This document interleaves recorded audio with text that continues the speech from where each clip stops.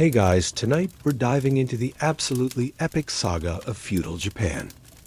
And I'm talking about over 1,000 years of samurai, shoguns, and the most beautifully brutal political chess game in human history, where honor was everything and a single wrong move could literally cost you your head. We're covering the complete story of how a collection of rice-farming islands transformed into a warrior society so legendary that Hollywood is still trying to figure out how to do it justice. So smash that like button if you're ready to learn about the folks who turned sword making into high art, and then use those masterpieces to settle political disputes in the most dramatic way possible. Hit subscribe for more stories about civilizations that built castles so beautiful it looked like fairy tales while being military fortresses designed to withstand sieges. And let me know in the comments where you're watching from. Now settle in, because we're exploring how court poets accidentally created the world's most sophisticated warrior culture, developed a social system so rigid it made medieval Europe look casual, survived 2 Mongol invasions by literally praying for divine wind and getting it both times, created gardens so zen that just looking at them could achieve enlightenment, maintained 250 years of peace through the most elaborate hostage system ever devised, and somehow managed to isolate themselves so completely from the outside world that when Commodore Perry showed up with his black ships, it was like aliens landing, all while perfecting the delicate balance between brutal warfare and exquisite beauty that defined the samurai way of life for nearly 7 centuries. In the misty mountains of ancient Japan, where cherry blossoms danced on gentle breezes and bamboo groves whispered secrets to the wind, there lived a spirit named Kaz no Kokoro, the heart of the wind. This ethereal being had witnessed the entire tapestry of Japanese history unfold like a delicate scroll painting, each era bringing its own colors, textures, and stories to the grand narrative of the land of the rising sun. As twilight painted the sky in soft purples and golds, Kaz no Kokoro settled upon a weathered stone lantern in a peaceful temple garden, ready to share the magnificent tale of feudal Japan with anyone willing to listen. The spirit's voice carried the wisdom of centuries, gentle as a summer breeze, yet profound as the deepest mountain lake. "Come," whispered Kaz no Kokoro, "let me tell you a story. It spans over 1,000 years, a tale of warriors and poets, of honor and betrayal, of love and loss, all woven together like the finest silk kimono. This is the story of feudal Japan, told not as a harsh chronicle of war and conquest, but as a gentle river flowing through time, carrying with it the dreams and aspirations of countless souls." The story begins in the mists of the Heian period, around 794 CE, when the imperial court established itself in Heian-pyo, what we now call Kyoto. Picture, if you will, a world where elegance was the highest virtue, where courtiers spent their days composing poetry and their nights gazing at the moon through silk curtains. The Heian court was like a beautiful butterfly, delicate and refined, but perhaps not quite prepared for the storms that would eventually come. In this rarefied atmosphere, the Fujiwara clan had perfected the art of political influence through marriage and cultural refinement. They were like master gardeners, carefully cultivating their power through generations of strategic alliances. The Fujiwara understood that true strength sometimes lay not in the sword, but in the subtle art of persuasion and the gentle manipulation of court protocol. Lady Murasaki Shikibu, one of the court's most brilliant minds, penned the tale of Genji during this golden age, creating what many consider the world's first novel. As she wrote by candlelight, her brush dancing across rice paper, she captured the ephemeral beauty of court life, the way morning mist clung to palace gardens, the rustle of silk robes in moonlit corridors, the bittersweet nature of love that bloomed and faded like cherry blossoms. But even in this paradise of poetry and refinement, the seeds of change were being sown. In the provinces, far from the perfumed halls of the capital, a new class of warriors was emerging. These were the bushi, the samurai, men who had learned that sometimes beauty must be protected by the sword. They were like bamboo, flexible enough to bend with the wind, yet strong enough to weather any storm. The Minamoto and Taira clans were among the most prominent of these warrior families. Initially, they served as the military arm of the imperial court, dealing with rebellions and border disputes that the refined courtiers found distastefully violent. It was rather like hiring a bouncer for an elegant tea ceremony. Necessary, perhaps, but not something one discussed in polite company.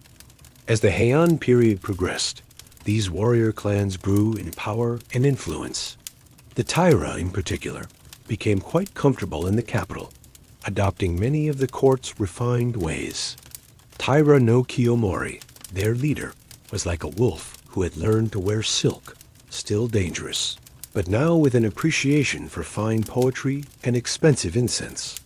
The Minamoto, on the other hand, remained more connected to their provincial roots. They were the country cousins who never quite lost their rough edges, even when invited to the finest parties. This difference in approach would prove crucial in the conflicts to come. The first major crack in the Heian system came with the Hyugen Rebellion of 1156, followed by the Heiji Rebellion of 1159. These conflicts were like thunder before a great storm, warning of the changes that would reshape Japan forever. The imperial court found itself caught between competing warrior factions, each claiming to act in the emperor's best interests while pursuing their own ambitions. During the Heiji Rebellion, young Minamoto no Yoritomo was captured and exiled to the Izu Peninsula. At the time, it seemed like the end of his story, a promising young warrior, sent away to contemplate his failures among the fishing villages and hot springs of a remote province. But sometimes, as Kazno Kokoro knew well, exile can be the making of a man. Like a sword being tempered in the forge, Yoritomo's time in Izu would strengthen his resolve and sharpen his political instincts. Meanwhile, the Taira clan, led by the increasingly powerful Kiyomori, seemed to have won the game. They controlled the capital, influenced the emperor, and lived in luxury that would have made the old Fujiwara nobles envious. Kiyomori even married his daughter to the emperor, ensuring Taira blood would flow in the imperial line. It was a masterful political move, like placing the perfect stone in a game of Go. But power, as many have learned throughout history, can be intoxicating, and intoxication often leads to poor judgment. The Taira began to act with increasing arrogance, treating other noble families with disdain and making enemies where they might have made allies. They were like a gardener who, having grown the most beautiful flowers, forgot to tend to the roots. The breaking point came in 1180 when Prince Mokihito, feeling threatened by Taira dominance, issued a call to arms against them. This call reached Yoritomo in his exile, and like a spark landing on dry tinder, it ignited a conflict that would consume Japan for the next 5 years. The Genpei War, as it came to be known, was a struggle that would determine not just which clan would rule, but what kind of society Japan would become. It was the final contest between the old world of court refinement and the new world of warrior pragmatism. Yoritomo, now a mature leader tempered by years of exile, proved to be a master strategist. He understood that this war would not be won by a single great battle, but by building a network of alliances and gradually weakening Taira power. He was like a patient fisherman, carefully setting his nets before making the final catch.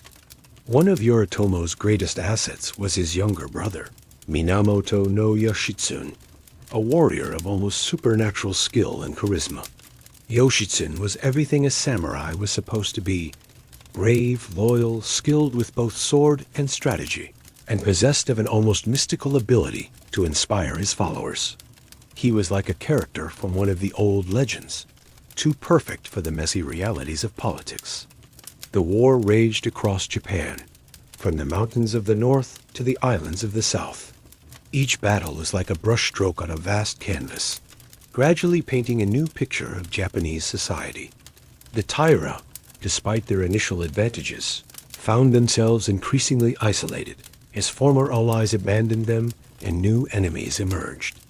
The tide began to turn decisively at the Battle of Kamakura in 1183, where Yoshitsune employed a brilliant stratagem involving a herd of oxen with torches tied to their horns. The sight of these flaming beasts charging through the night must have seemed like something from a nightmare, and the Taira forces broke and fled. It was the kind of unconventional tactic that showed how the old rules of warfare were changing. As the Taira retreated toward the western provinces, they took the child emperor Antoku with them, along with the sacred imperial regalia, the mirror, sword, and jewel that symbolized imperial authority. This act transformed the conflict from a mere clan dispute into a struggle for the very soul of Japan. The final act of this great drama played out at the Battle of Dan no Ura in 1185, in the narrow straits between Honshu and Kyushu. The Taira fleet, once mighty and proud, found itself trapped between the Minamoto forces and the treacherous currents of the inland sea. As defeat became inevitable, the Taira chose death over dishonor. The emperor's grandmother, Taira no Tokiko, took the child emperor Antoku in her arms and leaped into the sea, saying, "In the depths of the ocean, we have a capital."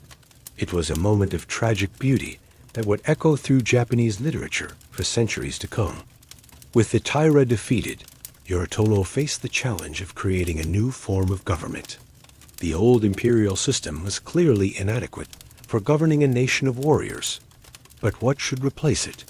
Yoritomo's solution was both innovative and practical.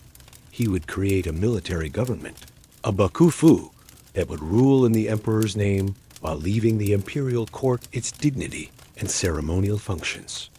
In 1192, Yoritomo was appointed Saiyai Taishugon, or Barbarian Subduing Great General, by the emperor.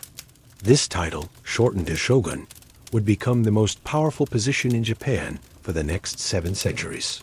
Yoritomo established his government, not in the refined capital of Kyoto, but in the small fishing village of Kamakura, near modern-day Tokyo. It was a symbolic choice. The new Japan would be ruled by warriors, not courtiers. The Kamakura system that Yoritomo created was elegantly simple. The shogun would be the military ruler of Japan, governing through a network of loyal vassals who held land in exchange for military service. It was feudalism, Japanese style, adapted to the unique conditions of the island nation. But even as Yoritomo was establishing his new order, the seeds of future conflict were already being sown. The relationship between the brilliant Yoshitsune and his older brother had grown strained. Yoritomo, perhaps remembering his own exile and the dangers of being too trusting, began to see his charismatic brother as a potential threat. The tragedy that followed was like something from a classical drama. Yoshitsune, the perfect warrior, found himself hunted by the very brother he had served so loyally. Forced to flee, he eventually took refuge with Fujiwara no Hidehira in the northern province of Mutsu. But even there, he was not safe. Under pressure from Yoritomo, Hidehira's son betrayed Yoshitsune, leading to the hero's death by seppuku in 1189. It was a bitter irony that the Minamoto victory, won in large part through Yoshitsune's military genius, should end with his destruction. But perhaps it was inevitable. The new Japan that Yoritomo was creating had no place for heroes who might overshadow the shogun. It was a harsh lesson in the realities of power, wrapped in the beautiful tragedy of brotherly love destroyed by political necessity. Yoritomo himself would not live long to enjoy his triumph. In 1199, he died in a riding accident, leaving behind a system of government, but no strong heir to maintain it. His sons proved weak and ineffective, and real power gradually shifted to Yoritomo's wife's family, the Hoji clan. The Hoji were masters of indirect rule, a concept that would become central to Japanese governance. Rather than claiming the title of shogun for themselves, they ruled as regents, shikken, controlling puppet shoguns while maintaining the fiction that they were merely servants of the Minamoto line. It was political theater of the highest order, and it worked brilliantly for over a century. Under Hojo rule, the Kamakura period became a time of relative peace and cultural flowering. Buddhism, which had been primarily an aristocratic religion during the Heian period, began to spread among the common people. New sects like Zen, with its emphasis on meditation and direct experience, appealed particularly to the warrior class. The famous Zen master Aisai brought tea from China, along with the Buddhist teachings that would profoundly influence Japanese culture. The tea ceremony, with its emphasis on simplicity, mindfulness, and the appreciation of imperfect beauty, became a perfect expression of the Japanese aesthetic. It was like distilling the essence of Buddhist philosophy into a single perfect moment of shared tranquility. But the Kamakura period's greatest test came not from internal strife, but from across the sea. In 1274, and again in 1281, the Mongol Empire, under Kublai Khan, launched massive invasions of Japan. These were not mere raids, but full-scale attempts at conquest by the most powerful military force in the world. The first invasion caught the Japanese somewhat unprepared. The Mongol tactics, massed archery, coordinated cavalry charges, and the use of explosive devices were unlike anything the samurai had encountered. The individual combat that was the hallmark of Japanese warfare seemed almost quaint against the Mongol war machine. But the Japanese adapted quickly, and they had advantages the Mongols had not anticipated. The narrow beaches and mountainous terrain of Kyushu favored defenders, and the samurai, for all their emphasis on individual honor, could fight as a coordinated force when necessary. More importantly, the Japanese had the kamikaze, the divine wind, on their side. Both Mongol invasions were devastated by typhoons that scattered and destroyed much of the invasion fleet. To the Japanese, this seemed like clear evidence that their islands were protected by the gods themselves. The Mongols, practical as always, probably just cursed their luck and wondered why they hadn't invaded during better weather. The successful defense against the Mongols was a defining moment for Japanese identity. It reinforced the belief that Japan was a special, divinely protected land, and it established the samurai as the guardians of that sacred realm. But victory came at a cost. The constant preparation for invasion had strained the Kamakura government's resources, and many warriors who had fought bravely received little reward, since there were no conquered lands to distribute. As the 13th century drew to a close, the Hoji Regency began to show signs of strain. The costs of defense, combined with natural disasters and economic difficulties, created widespread discontent. The Emperor Go-Daigo, unlike his predecessors who had been content with ceremonial roles, began to dream of restoring direct imperial rule. Go-Daigo was an unusual emperor, intelligent, ambitious, and possessed of a romantic vision of imperial restoration that harked back to the golden age of the early emperors. He was like a poet who had decided to become a revolutionary, bringing both inspiration and impracticality to his cause. In 1331, Go-Daigo's rebellion against the Kamakura government began what would be known as the Genpei War. Initially, the rebellion seemed doomed. The emperor was captured and exiled to the remote Oki Islands. But his cause attracted support from unexpected quarters, including Kusunoki Masashige, a minor provincial warrior who would become one of Japan's greatest military heroes. Kusunoki was a master of guerrilla warfare, using the mountainous terrain of the Yamata region to harass and defeat much larger Kamakura forces. His tactics were unconventional by samurai standards. He used peasant soldiers, employed deception and ambush, and showed little concern for the niceties of honorable combat. He was like a fox among wolves, winning through cunning what he could not achieve through strength.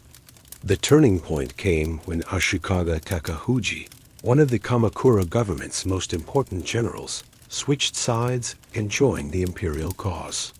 Takauji was a descendant of the Minamoto line, and his defection gave the rebellion both military strength and political legitimacy. In 1333, Kamakura fell, and the last Hojijin, Takatoki, committed seppuku along with hundreds of his followers. It was the end of an era, the final collapse of the system that Yoritomo had created nearly 150 years earlier. Go-Daigo's restoration, known as the Kenmu Restoration, began with high hopes and noble ideals. The emperor envisioned a return to direct imperial rule, with himself as both spiritual and temporal leader of Japan. It was a beautiful dream, but like many beautiful dreams, it proved difficult to sustain in the harsh light of reality. The problem was that Go-Daigo's vision of imperial rule was fundamentally at odds with the military realities of 14th century Japan. The country had been governed by warriors for over a century, and the complex web of feudal relationships could not simply be swept away by imperial decree. It was like trying to turn back the tide with a fan. Poetic, perhaps, but ultimately feudal. Ashikaga Takauji, who had been instrumental in Go-Daigo's victory, soon found himself at odds with the emperor's policies. Takauji was a practical man who understood that Japan needed strong military leadership, not romantic idealism. When Go-Daigo refused to appoint him shogun, Takauji decided to create his own emperor and claim the title for himself. This led to one of the most confusing periods in Japanese history, the era of the Northern and Southern Courts, 1336 to 1392. Go-Daigo fled to the mountains of Yoshino, where he established the Southern Court, while Takauji set up a rival emperor in Kyoto, creating the Northern Court. For over 50 years, Japan had two emperors, each claiming to be the legitimate ruler, each supported by different factions of the warrior class. It was rather like a cosmic joke played by the gods. After centuries of having emperors who were content to write poetry and perform ceremonies, Japan suddenly had too many emperors, each insisting on actually ruling. The situation would have been comical if it hadn't been so destructive. The period of the northern and southern courts was marked by almost constant warfare, as different regions of Japan aligned themselves with one court or the other. Families were split, old alliances were broken, and the country seemed to tear itself apart in an endless cycle of conflict and revenge. Yet even in this chaos, there were moments of extraordinary beauty and heroism. Kusunoki Masashige, still loyal to Go-Daigo and the Southern Court, continued his guerrilla campaign against overwhelming odds. At the Battle of Minatogawa in 1336, knowing that defeat was certain, he chose to fight anyway, dying in a final charge that became legendary for its tragic nobility. Before the battle, Masashige had said farewell to his young son Masatsura, telling him to serve the emperor faithfully, even unto death. It was a moment that captured the essence of samurai loyalty, not blind obedience, but a conscious choice to uphold one's principles, even when doing so meant certain destruction. The Ashikaga shogunate that emerged from this chaos was different from its Kamakura predecessor. Where the Haji had ruled through careful control and indirect influence, the Ashikaga were forced to govern through a complex system of alliances and compromises. They were like conductors trying to lead an orchestra, where half the musicians were playing different pieces. The third Ashikaga shogun, Yoshimitsu, was perhaps the most successful of the line.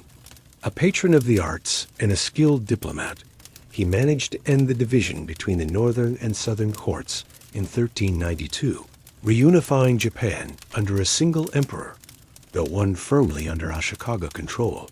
Yoshimitsu was also responsible for some of the most beautiful architecture in Japanese history, including the famous Golden Pavilion, Kinkakuji, in Kyoto. Under Yoshimitsu's rule, Japanese culture experienced a remarkable flowering. The synthesis of aristocratic refinement and warrior pragmatism that had been developing since the Kamakura period reached its full expression. No theater, with its haunting masks and stylized movements, captured the Buddhist sense of the impermanence of all things. The tea ceremony became more refined, incorporating Zen principles of simplicity and mindfulness. But perhaps most importantly, this was the period when the samurai code of Bushido began to take its mature form. Bushido was not a single, codified set of rules, but rather a complex philosophy that emphasized loyalty, honor, courage, and self-sacrifice. It was like a river fed by many streams: Confucian ethics, Buddhist compassion, Shinto reverence for nature, and the practical necessities of warrior life. The ideal samurai was expected to be not just a skilled fighter, but a cultured gentleman who could compose poetry, appreciate art, and conduct himself with dignity in all circumstances.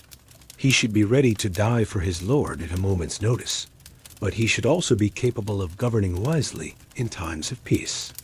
It was a demanding standard, and like all ideals, it was honored more in theory than in practice. But it provided a moral framework that would influence Japanese society for centuries. As the 5th-10th century progressed, however, the Ashikaga shogunate began to weaken. The system of alliances that had held the country together started to fray, and regional daimyo, feudal lords, became increasingly independent. The shogun's authority, never as strong as that of the Kamakura rulers, began to seem more like a polite fiction than a political reality. The catalyst for the final breakdown came with the One-nin War 1467 to 1477, a succession dispute that escalated into a devastating conflict that laid waste to much of central Japan. The war began as a disagreement over who should succeed the 8th Ashikaga shogun, but it quickly became a proxy conflict for all the accumulated tensions and rivalries of the feudal system. What made the Wen War particularly destructive was that much of it was fought in and around Kyoto, the cultural heart of Japan. The beautiful temples and palaces that had taken centuries to build were reduced to ash in a matter of years. It was as if the country was consuming its own cultural heritage in an orgy of self-destruction. The war also marked a significant change in the nature of Japanese warfare. The individual combat between mounted samurai that had characterized earlier conflicts gave way to mass battles involving large numbers of foot soldiers, ashigaru, armed with spears and increasingly firearms. The romantic age of the warrior poet was giving way to a more brutal and practical era. When the Wen War finally ended, it left Japan in a state of near anarchy. The Ashikaga shogunate continued to exist, but its authority was purely nominal. Real power lay with the regional daimyo, who ruled their domains as independent kingdoms. This period, known as the Sengoku or Warring States era, would last for over a century and would see some of the most dramatic and colorful figures in Japanese history.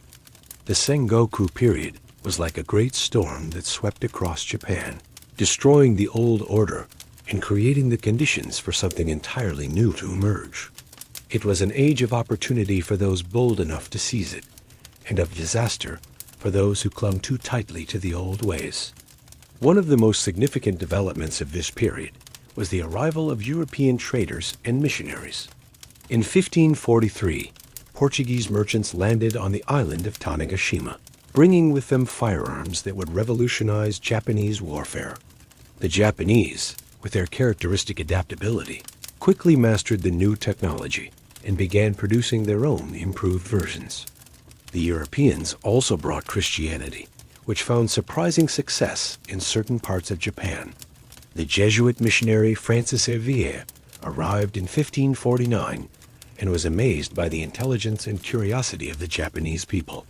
Some daimyo converted to Christianity, seeing it as a way to gain access to European trade and technology, while others were genuinely moved by the Christian message.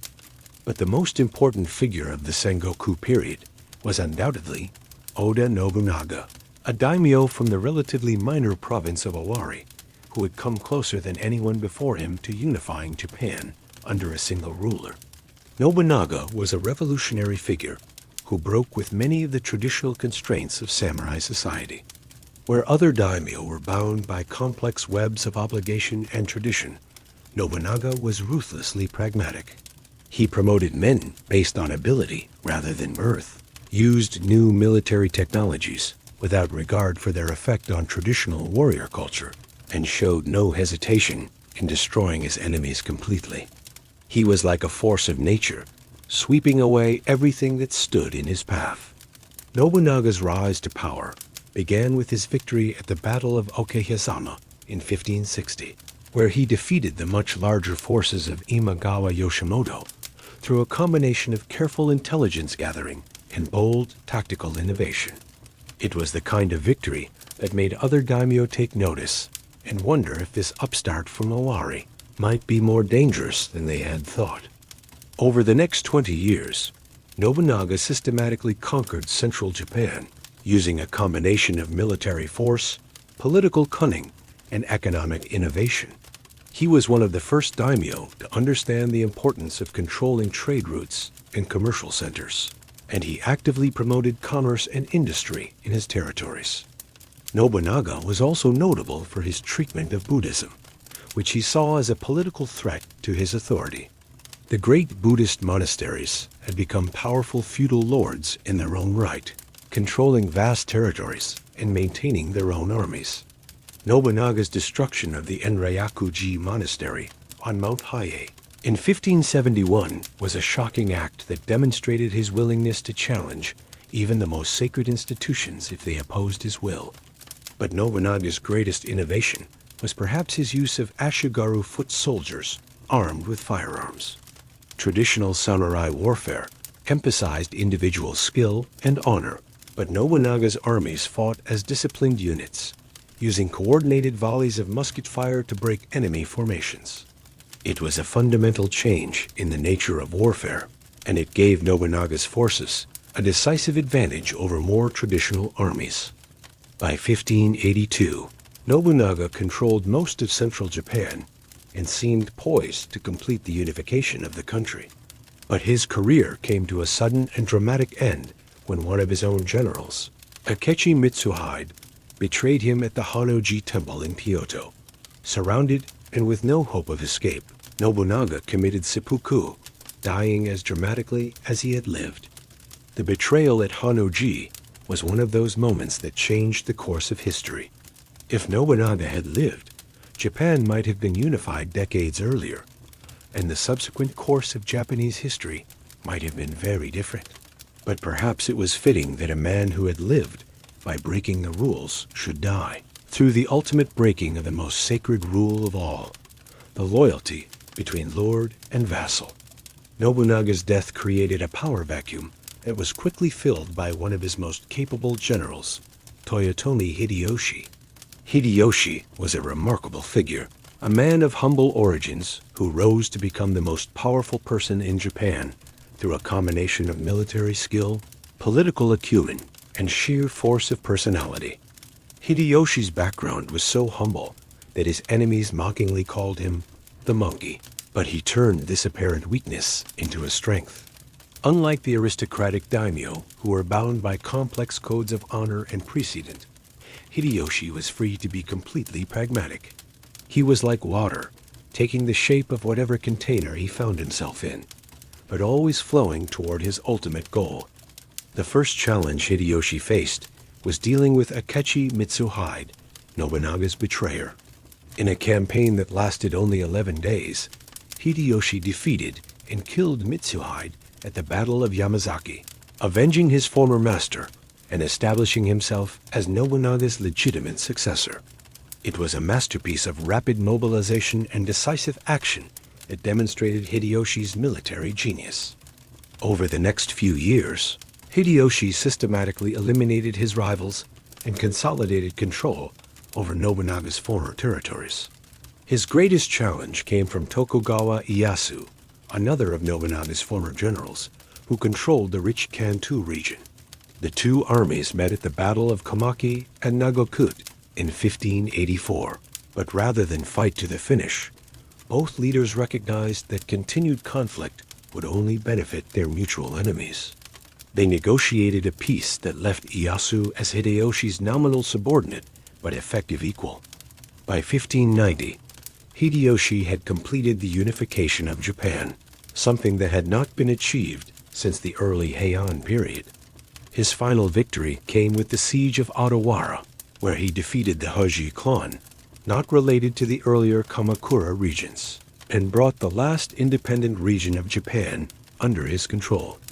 Hideyoshi's Japan was a very different place from the country that Nobunaga had begun to conquer 30 years earlier. The constant warfare of the Sengoku period had created a large class of professional soldiers who were now unemployed, and Hideyoshi faced the challenge of maintaining order in a society that had been organized around conflict. His solution was characteristically innovative. In 1588, he issued the Sword Hunt Edict, which required all non-samurai to surrender their weapons. This served the dual purpose of reducing the potential for rebellion, while clearly defining the social boundaries between the warrior, class, and everyone else. It was social engineering on a massive scale, and it worked remarkably well. Hideyoshi also implemented a comprehensive land survey that established clear ownership rights and tax obligations throughout Japan. This survey, known as the Teiku Kenshi, was one of the most thorough administrative achievements in Japanese history, and it provided the foundation for stable governance that would last for centuries. But perhaps Hideyoshi's most ambitious project was his attempt to conquer China through Korea. In 1592 and again in 1597, he launched massive invasions of the Korean peninsula, employing armies that numbered in the hundreds of thousands. These campaigns, known in Japan as the Bunroku and Kaiyao expeditions, were among the largest military operations in East Asian history. The Korean invasions were a fascinating example of how success can breed overconfidence. Hideyoshi, having unified Japan through military conquest, apparently believed that the same methods would work on a continental scale. It was rather like a master chef deciding that since he could cook for 100 people, he could easily handle a banquet for 10,000. The reality proved very different. The Japanese forces, despite their superior firearms and initial tactical advantages, found themselves bogged down in a war of attrition against Korean defenders supported by Chinese reinforcements. The Korean admiral Yi Sun-sin proved particularly troublesome, using innovative turtle ships, heavily armored vessels with iron spikes, to dominate the seas and cut Japanese supply lines. The invasions also revealed some of the limitations of Hideyoshi's domestic settlement. Many of the daimyo who participated in the campaigns saw them as an opportunity to gain wealth and territory. But the reality of fighting in a foreign land with extended supply lines proved far more difficult than anticipated. The campaigns drained Japan's resources and created tensions that would outlast Hideyoshi himself. Hideyoshi died in 1598, leaving behind a 5-year-old son, Hideyori, and a council of regents charged with maintaining Toyotomi rule until the boy came of age. It was a precarious arrangement, and everyone involved knew it. The most powerful of the regents was Tokugawa Ieyasu, who controlled the rich Kanto region and commanded the loyalty of many eastern daimyo. Ieyasu was a very different type of leader from either Nobunaga or Hideyoshi. Where Nobunaga had been revolutionary and Hideyoshi had been innovative, Ieyasu was patient and methodical. He was like a master Go player, thinking many moves ahead and positioning his pieces for maximum advantage when the decisive moment came.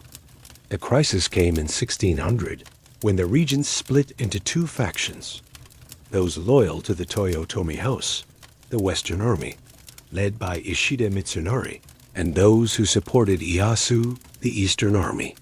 The two armies met at Sekigahara, a strategic crossroads in central Japan, on October 15, 1600. The Battle of Sekigahara was one of the most decisive engagements in Japanese history, determining the political structure of Japan for the next 268 years. The battle itself lasted only about 6 hours, but its consequences would echo through the centuries. Ieyasu's victory was due in part to his superior political preparation. While Mitsunari had assembled a larger army, many of his supposed allies were secretly in communication with Ieyasu. When the battle began, several key Western Army units either refused to fight or actually switched sides. It was a masterpiece of political manipulation that made the military outcome almost inevitable. The aftermath of Sekigahara was swift and decisive. Ieyasu redistributed the lands of his defeated enemies to his supporters, creating a new political order based on personal loyalty to the Tokugawa house. In 1603, he was appointed shogun by the emperor, establishing the Tokugawa shogunate that would rule Japan until 1868. But Ieyasu was too experienced to assume that his victory was permanent. The Toyotomi family still controlled Osaka Castle and commanded significant resources, and Hideyori was growing to manhood with dreams of reclaiming his father's legacy. The final confrontation came in 1614 to 1615 with the siege of Osaka, where Ieyasu's forces finally destroyed the Toyotomi line and eliminated the last threat to Tokugawa rule. The siege was a tragic end to the Toyotomi story. Hideyori, now a young man, fought bravely but was ultimately overwhelmed by the superior resources and strategic position of the Tokugawa forces. When defeat became inevitable, he and his mother committed suicide, ending the line of the man who had unified Japan. With the fall of Osaka Castle, the age of warfare that had dominated Japan for over a century finally came to an end. Ieyasu had achieved what Nobunaga and Hideyoshi had dreamed of. Not just the unification of Japan, but the creation of a stable system that could maintain that unity over time. The Tokugawa system that emerged was one of the most sophisticated and durable forms of government in world history. Based on the principle of Sankin Kotai, alternate attendance, it required all daimyo to spend every other year in Edo, modern Tokyo, where they maintained expensive residences and left their families as hostages when they returned to their domains. This system served multiple purposes. It kept potential rebels under close surveillance, drained their resources through the expense of maintaining dual residences, and created a vibrant urban culture in Edo, as hundreds of daimyo households competed to display their wealth and sophistication. It was social control disguised as court ceremony, and it worked brilliantly. The Tokugawa also implemented a rigid social hierarchy known as the Shi-na-kasho system, which divided society into 4 classes: samurai, warriors, no, farmers, kai, artisans, and sho, merchants. This system was based on Confucian principles that valued those who produced essential goods over those who merely traded in them. In practice, it created a stable social order where everyone knew their place and role in society. At the top of this hierarchy were the samurai, who made up about 6% of the population, but held all political power. The Tokugawa period samurai were very different from their Sengoku predecessors. Where earlier samurai had been primarily warriors, Tokugawa samurai became bureaucrats and administrators, managing the complex machinery of government during an extended period of peace. This transformation was not without its challenges.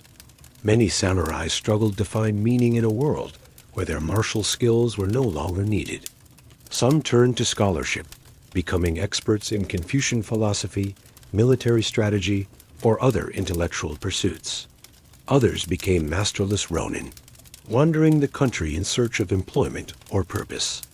The farmers, who made up about 80% of the population, were theoretically honored as the producers of rice, the foundation of the Japanese economy.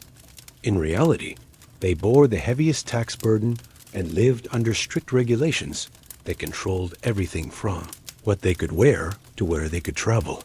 The Tokugawa government's attitude toward farmers was rather like that of a gardener toward his vegetables, essential for survival, but requiring constant tending and control. Artisans were respected for their skills in producing the goods that society needed, from swords and armor to pottery and textiles. Many achieved remarkable levels of craftsmanship during the peaceful Tokugawa period, creating works of art that are still treasured today. The famous woodblock prints of artists like Hokusai and Hiroshige emerged from this artisan tradition. At the bottom of the official hierarchy were the merchants, who were theoretically despised as parasites who produced nothing of value. In practice, however, merchants became increasingly important as the Japanese economy became more sophisticated and monetized. By the later Tokugawa period, many merchant families had accumulated wealth that dwarfed that of the samurai, creating tensions that would eventually contribute to the system's downfall. One of the most significant aspects of Tokugawa rule was the policy of sakoku, or closed country, which severely limited Japan's contact with the outside world. This policy was implemented gradually during the early decades of Tokugawa rule, reaching its full form by the 1630s. The decision to close Japan was driven by several factors, but the most important was the Tokugawa government's fear that foreign influence, particularly Christianity, could destabilize their carefully constructed social order. The Christian rebellions in Kyushu, culminating in the Shimabara Rebellion of 1637 to 1638, convinced the government that foreign religions were incompatible with Japanese social harmony. Under sakoku, only Dutch and Chinese traders were allowed to operate in Japan, and they were confined to the artificial island of Dejima in Nagasaki Harbor. Japanese citizens were forbidden to travel abroad, and those who had been living overseas were not allowed to return. It was one of the most comprehensive isolation policies in world history.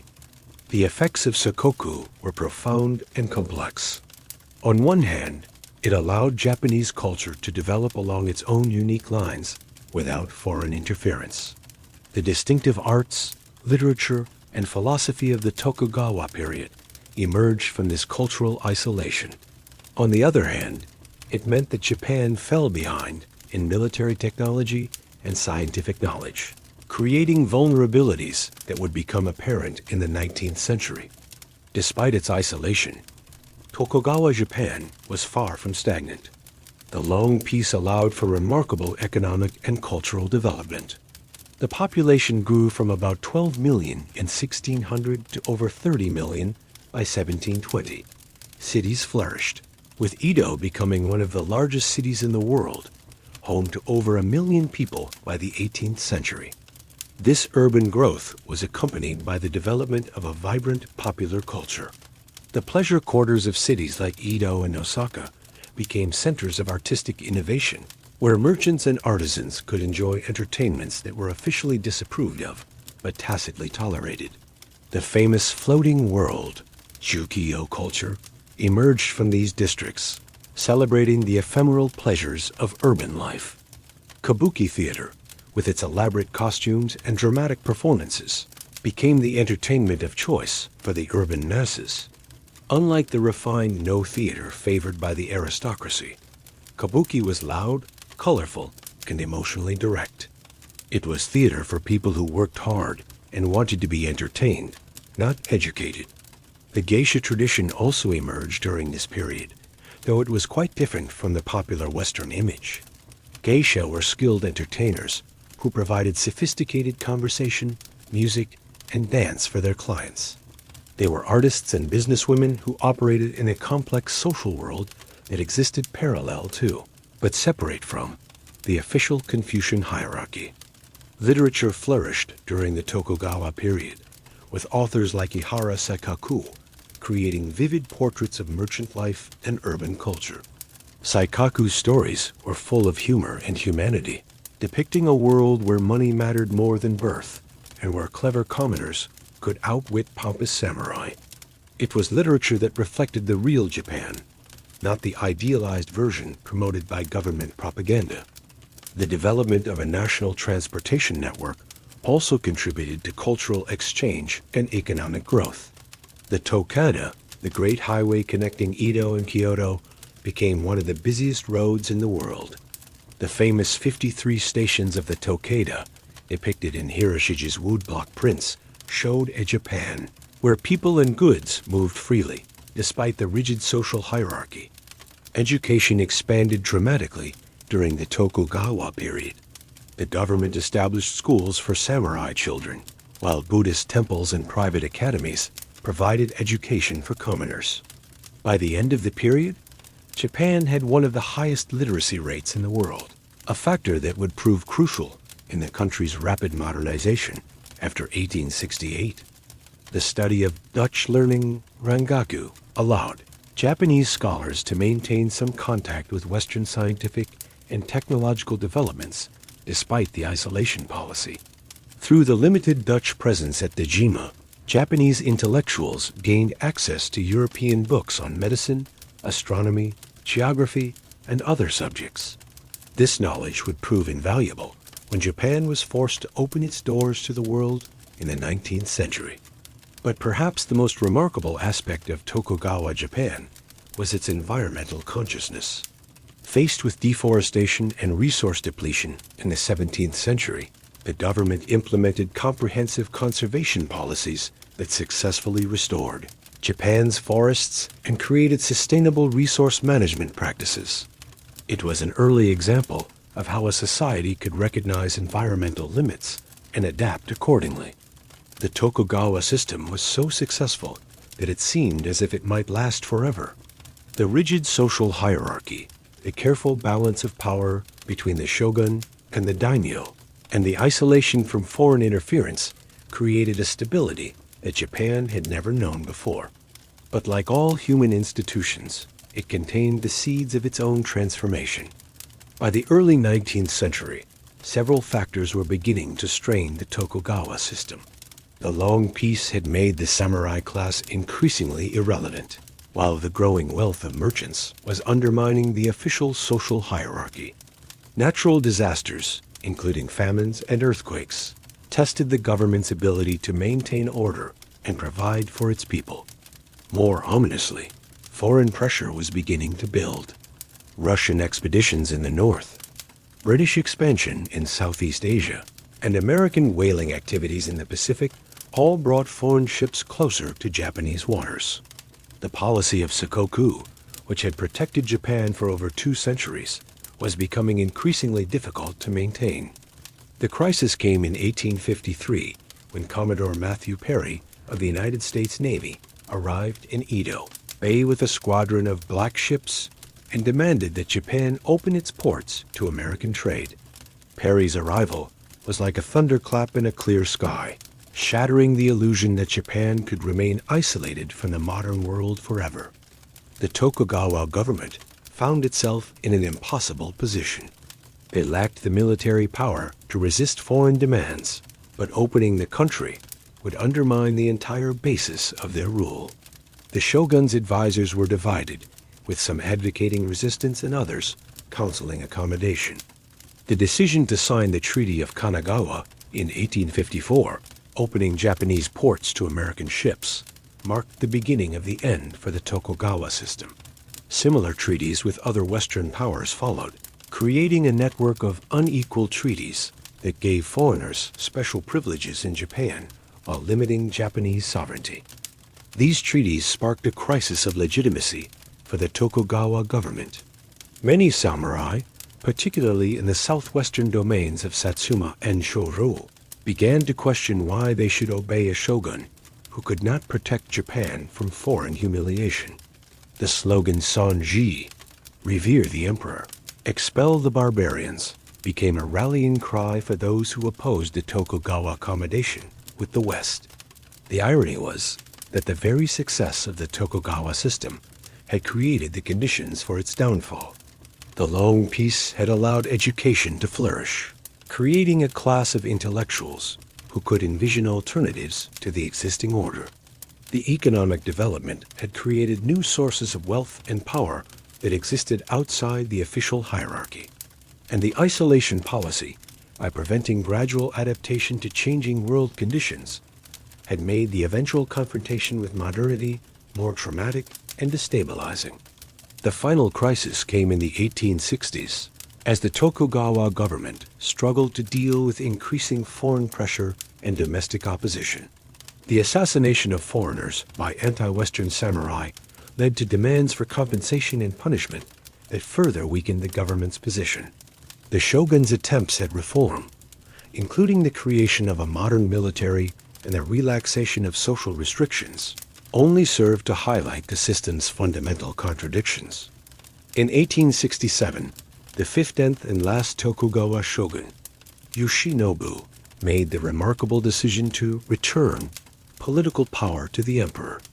It was an attempt to preserve some form of Tokugawa influence, while acknowledging that the old system could no longer function effectively. But the leaders of the anti-Tokugawa movement were not interested in compromise. The Meiji Restoration of 1868 marked the formal end of the feudal system that had governed Japan for nearly 7 centuries. The new government, ruling in the name of the young Emperor Meiji, embarked on a program of rapid modernization and westernization that would transform Japan into a modern industrial nation within a few decades. But the end of feudalism did not mean the end of feudal values and traditions. The samurai ideals of loyalty, honor, and self-sacrifice were adapted to serve the new imperial state. The concept of Bushido was refined and popularized, becoming a key element of modern Japanese nationalism. The hierarchical social relationships that had characterized feudal society were transformed, but not eliminated, continuing to influence Japanese culture and society well into the modern era. As Kaz no Kokoro, the spirit of the wind, reflected on this long and complex story, the gentle breeze carried with it the echoes of 1,000 years of Japanese history. The cherry blossoms that had witnessed the elegant court ceremonies of the Heian period had also seen the brutal battles of the Sengoku era and the peaceful prosperity of the Tokugawa years. The story of feudal Japan was not just a tale of warriors and battles, though it certainly contained plenty of both. It was the story of a society's long struggle to balance competing values, individual honor and collective harmony, military strength and cultural refinement, tradition and innovation, isolation and engagement with the wider world. The samurai who emerged from this history were complex figures, far removed from the simple stereotypes of popular imagination. They were warriors, yes, but also poets, administrators, philosophers, and artists. They valued martial prowess, but they also appreciated the subtle beauty of a tea ceremony or the delicate brushwork of a calligraphy scroll.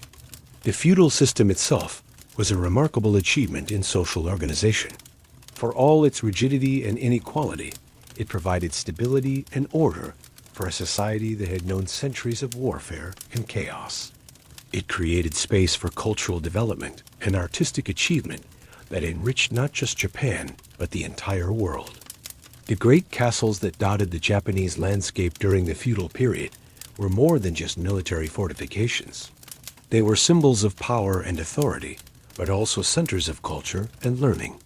The daimyo who built them were not just warlords, but patrons of the arts, competing with each other to attract the finest poets, painters, and craftsmen to their courts. The villages that surrounded these castles were communities bound together by complex webs of obligation and mutual support. The farmers who worked the rice paddies were not just agricultural laborers, but the foundation of the entire social system. Their seasonal rhythms of planting and harvesting provided the basic structure around which all other activities were organized. The merchants who traveled the highways connecting these communities were more than just traders. They were carriers of information, fashion, and ideas, helping to create a national culture that transcended local boundaries. Their account books and business practices laid the groundwork for Japan's later economic development. The artisans who created the swords, armor, pottery, and textiles that filled the markets and storehouses of feudal Japan were not just skilled workers, but artists whose creations reflected the aesthetic values and spiritual beliefs of their society. The famous Japanese attention to detail and craftsmanship that continues to this day has its roots in the workshop traditions of the feudal period. Even the lowest members of society, the Eida and Hinin, who performed tasks considered polluting by Buddhist and Shinto beliefs, played essential roles in maintaining the complex machinery of feudal life. Their exclusion from mainstream society was cruel and unjust, but their skills in leatherworking, entertainment, and other specialized crafts were indispensable. The religious landscape of feudal Japan was as complex as its social structure. Buddhism, introduced from China and Korea centuries earlier, had evolved into distinctly Japanese forms that emphasized different aspects of the original teachings.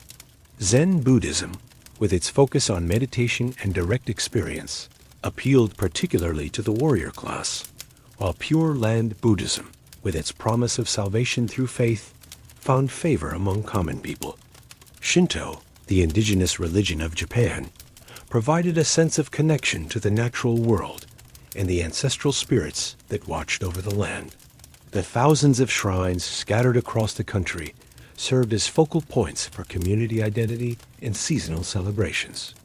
The integration of Shinto and Buddhist practices created a rich spiritual landscape that offered multiple paths to enlightenment and salvation. Confucianism, imported from China, provided the ethical framework for government and social relationships. Its emphasis on hierarchy, duty, and moral cultivation became deeply embedded in Japanese culture, influencing everything from family relationships to political theory. The interaction between these different religious and philosophical traditions created a uniquely Japanese worldview that valued harmony, hierarchy, and the cultivation of both martial and cultural skills. This worldview shaped not just the behavior of individuals, but the structure of institutions and the rhythm of daily life. The seasonal festivals that marked the agricultural year were occasions for entire communities to come together in celebration and renewal. The cherry blossom viewing parties of spring, the summer festivals with their colorful processions and fireworks, the autumn moon viewing gatherings, and the New Year celebrations that welcomed the return of the sun all served to reinforce social bonds and cultural identity. The arts that flourished during the feudal period reflected these deep cultural values. The tea ceremony transformed the simple act of drinking tea into a meditation on beauty, impermanence, and social harmony. Flower arrangement, ikebana, found profound meaning in the careful placement of a few branches and blossoms. Garden design created miniature landscapes that captured the essence of natural beauty in a small space. Poetry remained central to Japanese culture throughout the feudal period. The ability to compose an appropriate verse for any occasion was considered essential for anyone with pretensions to culture. The brief, evocative forms of tanka and haiku captured moments of beauty or insight with an economy of language that reflected Buddhist and Confucian ideals of simplicity and restraint. The visual arts of feudal Japan achieved a distinctive style that balanced Chinese influences with indigenous Japanese sensibilities. The screen paintings that decorated the interiors of castles and temples combined bold compositions with subtle color harmonies. The woodblock prints that emerged in the later feudal period created a new form of popular art that influenced artists around the world. Architecture during the feudal period reflected both practical and aesthetic considerations. The great castles combined defensive functionality with impressive visual impact, their soaring roof lines and white walls creating landmarks that could be seen for miles. The temples and shrines scattered across the landscape provided spaces for contemplation and worship that harmonized with their natural settings. The traditional Japanese house, with its flexible interior spaces, defined by sliding screens rather than fixed walls, reflected a philosophy of living that emphasized adaptability and harmony with the changing seasons. The careful attention to materials, proportions, and the relationship between interior and exterior spaces created environments that were both beautiful and functional. The martial arts that developed during the feudal period were more than just fighting techniques. They were ways of cultivating character and spiritual development through physical discipline. The way of the sword, kendo, the way of the bow, kaido, and the way of the empty hand, karate, all emphasize the importance of mental discipline and moral development alongside physical skill. The concept of do or wei that appears in the names of these arts reflects their spiritual dimension. They were not just methods of combat, but paths to self-understanding and enlightenment. The practitioner was expected to cultivate not just technical skill, but also courage, humility, respect for opponents, and acceptance of the possibility of death. This spiritual approach to martial arts was part of a broader Japanese tendency to find profound meaning in everyday activities. The way of tea, the way of flowers, the way of poetry. All of these ways offered opportunities for spiritual development through the careful practice of specific skills and the cultivation of appropriate attitudes. The educational system that developed during the feudal period reflected these values of holistic development. Samurai children were expected to master not just military skills, but also literature, calligraphy, mathematics, and moral philosophy. The ideal of the cultured warrior, who could compose poetry as skillfully as he wielded a sword, became deeply embedded in Japanese culture. The schools that emerged during the Tokugawa period were remarkably diverse and innovative. Domain schools, Hanko, provided education for samurai children, while temple schools, Terakoya, served the children of farmers, artisans, and merchants. Private academies, Shiuku, offered specialized instruction in everything from Confucian classics to Dutch medicine. This educational diversity created a society with remarkably high levels of literacy and numeracy. By the end of the feudal period, Japan had developed human capital that would prove crucial in its rapid modernization. The ability to read and write, to calculate and reason, to appreciate beauty and understand moral principles. These skills, widely distributed throughout the population, provided the foundation for Japan's transformation into a modern nation. The economic system of feudal Japan was more sophisticated than is often realized. While rice remained the basic unit of value and taxation, a complex monetary system developed alongside it. The great merchant houses of Osaka and Edo created financial instruments and trading networks that rivaled those of contemporary Europe. The development of regional specializations created a national market for goods, ranging from silk and cotton textiles to pottery and metalwork. The famous brands that emerged during this period, Imari porcelain, Nishijin silk, Sakai knives, established reputations for quality that persist to this day. The transportation infrastructure that supported this commerce was impressive by any standard. The great highways like the Tokaidia were maintained to high standards, with regular rest stations providing food, lodging, and fresh horses for travelers. The coastal shipping routes that connected the major ports carried bulk goods like rice, salt, and timber efficiently and economically. The urban centers that emerged during the feudal period were marvels of organization and planning. Edo, with its 1 million inhabitants, was one of the largest cities in the world, yet it functioned smoothly thanks to sophisticated systems of water supply, waste disposal, and fire prevention. The city's layout, with its careful separation of different social classes and economic activities, reflected the hierarchical principles of feudal society while accommodating the practical needs of urban life. The pleasure quarters of these cities created spaces where the rigid social hierarchies of everyday life could be temporarily suspended. In the licensed districts like Yoshiwara in Edo, merchants could mingle with samurai, and talent and wit mattered more than birth or official status. These districts were like safety valves that allowed the pressures of hierarchical society to be released in controlled ways. The entertainment culture that flourished in these districts was remarkably sophisticated. Kabuki theater developed complex dramatic forms that combined music, dance, and spectacular visual effects. The actors who performed in these theaters became celebrities whose personal lives were followed as avidly as their professional careers. The courtesans who presided over the pleasure quarters were not simply prostitutes, but accomplished artists who had mastered poetry, music, dance, and conversation. The most successful among them wielded considerable cultural influence and accumulated substantial wealth. They were like stars in a parallel universe that existed alongside but separate from the official world of Confucian morality. The literature that emerged from this urban culture was vibrant and diverse. Authors like Ihara Saikaku created realistic portraits of merchant life that celebrated the energy and ambition of the rising commercial class. Chippensha Iku's comic novels about bumbling travelers on the Tokaido highway captured the humor and humanity of ordinary people going about their daily lives. The woodblock print industry that developed during the later feudal period created a new form of mass media. These prints, affordable even for ordinary townspeople, brought art into everyday life in unprecedented ways.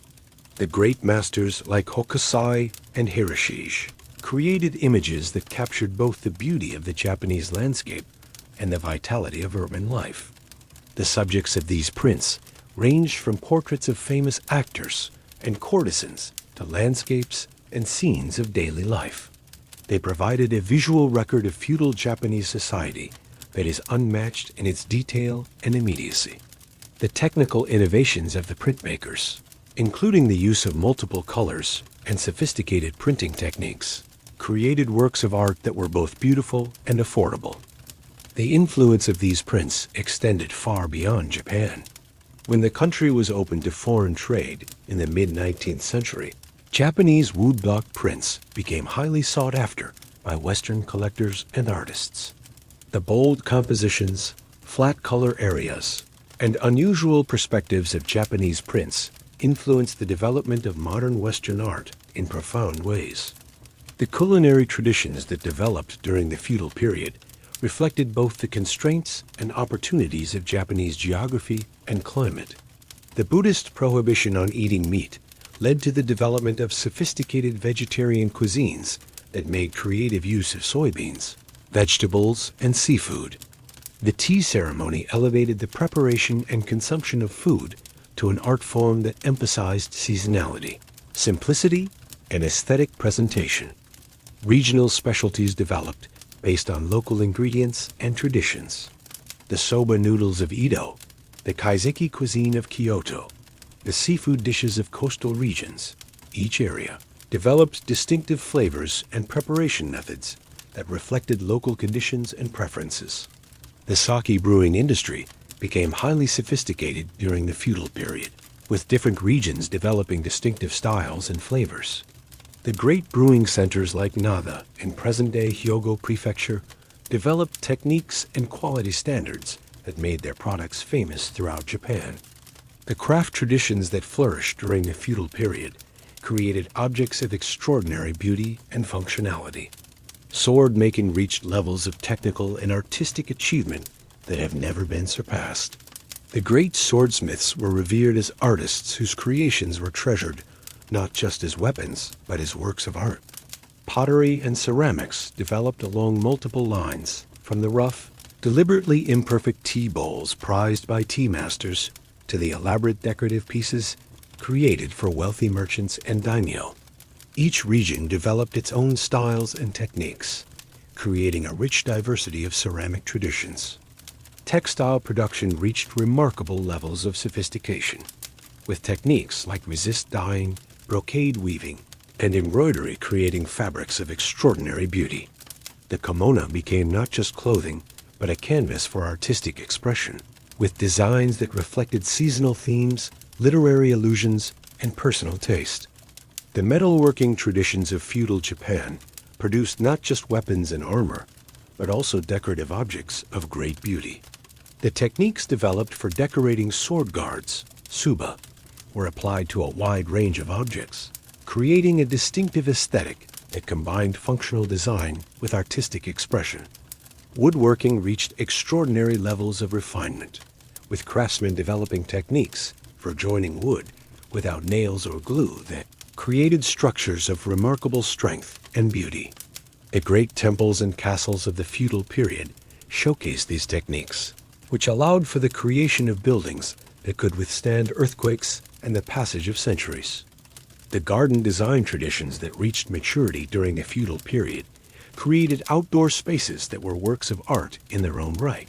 The great gardens of Kyoto temples, like Ryo-in-ji and Ginkakuji, used rocks, sand, water, and carefully placed plants to create compositions that invited contemplation and meditation. These gardens were not just decorative, but were designed to embody philosophical and spiritual principles. The famous rock garden of Ryo-in-ji, with its 15 carefully placed stones in a sea of raked gravel, has been interpreted as everything from a representation of islands in the ocean to an abstract meditation on the nature of existence. The seasonal changes that these gardens were designed to showcase became central to Japanese aesthetic sensibility. The appreciation of cherry blossoms in spring, the sound of cicadas in summer, the colors of maple leaves in autumn, and the stark beauty of snow-covered landscapes in winter. These seasonal markers provided a rhythm for life that connected human activities to natural cycles.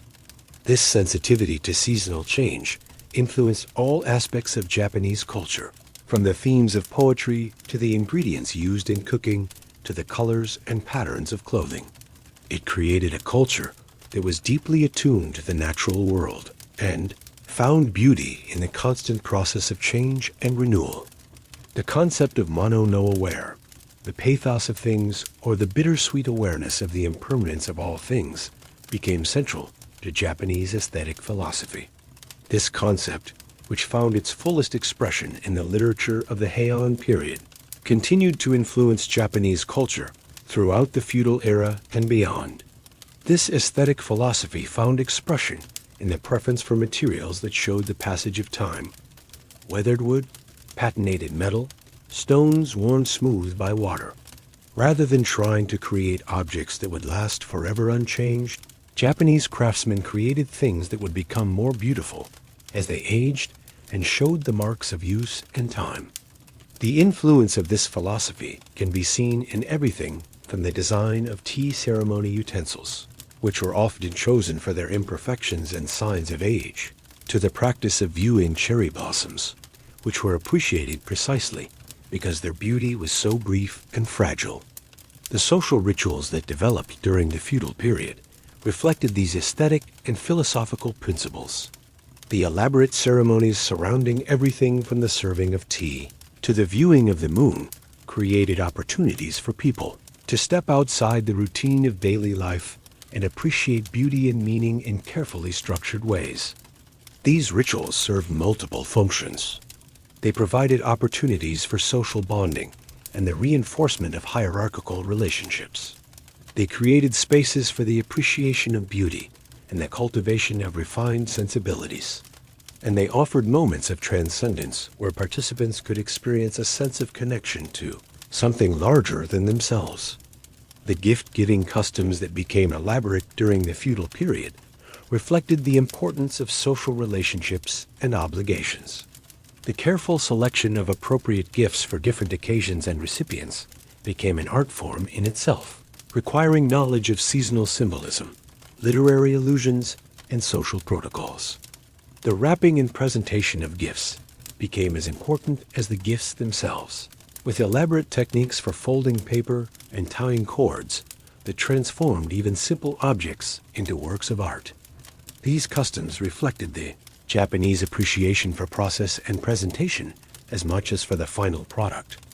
The language that developed during the feudal period reflected the complex social hierarchies and relationships of the time. Different levels of politeness and formality were used depending on the relative status of the speakers, creating a linguistic system that constantly reinforced social distinctions while allowing for subtle expressions of respect, affection, or disdain. The writing system that combined Chinese characters with indigenous syllabic scripts created opportunities for wordplay and multiple layers of meaning that became central to Japanese poetry and literature. The visual appearance of written text became as important as its meaning, with calligraphy developing into a major art form. The development of printing during the later feudal period made books and other written materials more widely available, contributing to the spread of literacy and the development of popular literature. The illustrated books that became popular during the Tokugawa period combined text and images in innovative ways that influenced the development of modern manga and anime. The medical traditions that developed during the feudal period combined Chinese medical theory with indigenous Japanese practices and later Dutch medical knowledge. The result was a sophisticated system of healthcare that emphasized prevention as much as treatment and took a holistic approach to human health and well-being. The martial medical traditions that developed alongside the martial arts created specialized knowledge about treating injuries and maintaining physical fitness. The understanding of anatomy and physiology that developed from these traditions contributed to the overall advancement of medical knowledge. The agricultural techniques that were refined during the feudal period created one of the most productive and sustainable farming systems in the world. The intensive cultivation methods developed for rice production allowed Japan to support a large population on relatively limited arable land. The development of new crop varieties and farming techniques during the Tokugawa period led to significant increases in agricultural productivity.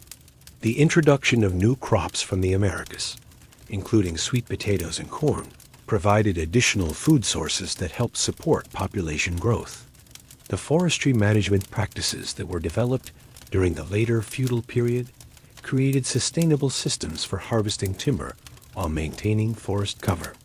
These practices, developed in response to earlier deforestation crises, demonstrated that it was possible to balance human needs with environmental protection. The water management systems that were developed for both agriculture and urban use were marvels of engineering that provided reliable supplies of clean water for large populations. The sophisticated systems of canals, reservoirs, and aqueducts that supplied cities like Edo were among the most advanced in the world. The waste management systems that developed in Japanese cities were remarkably efficient and environmentally sound.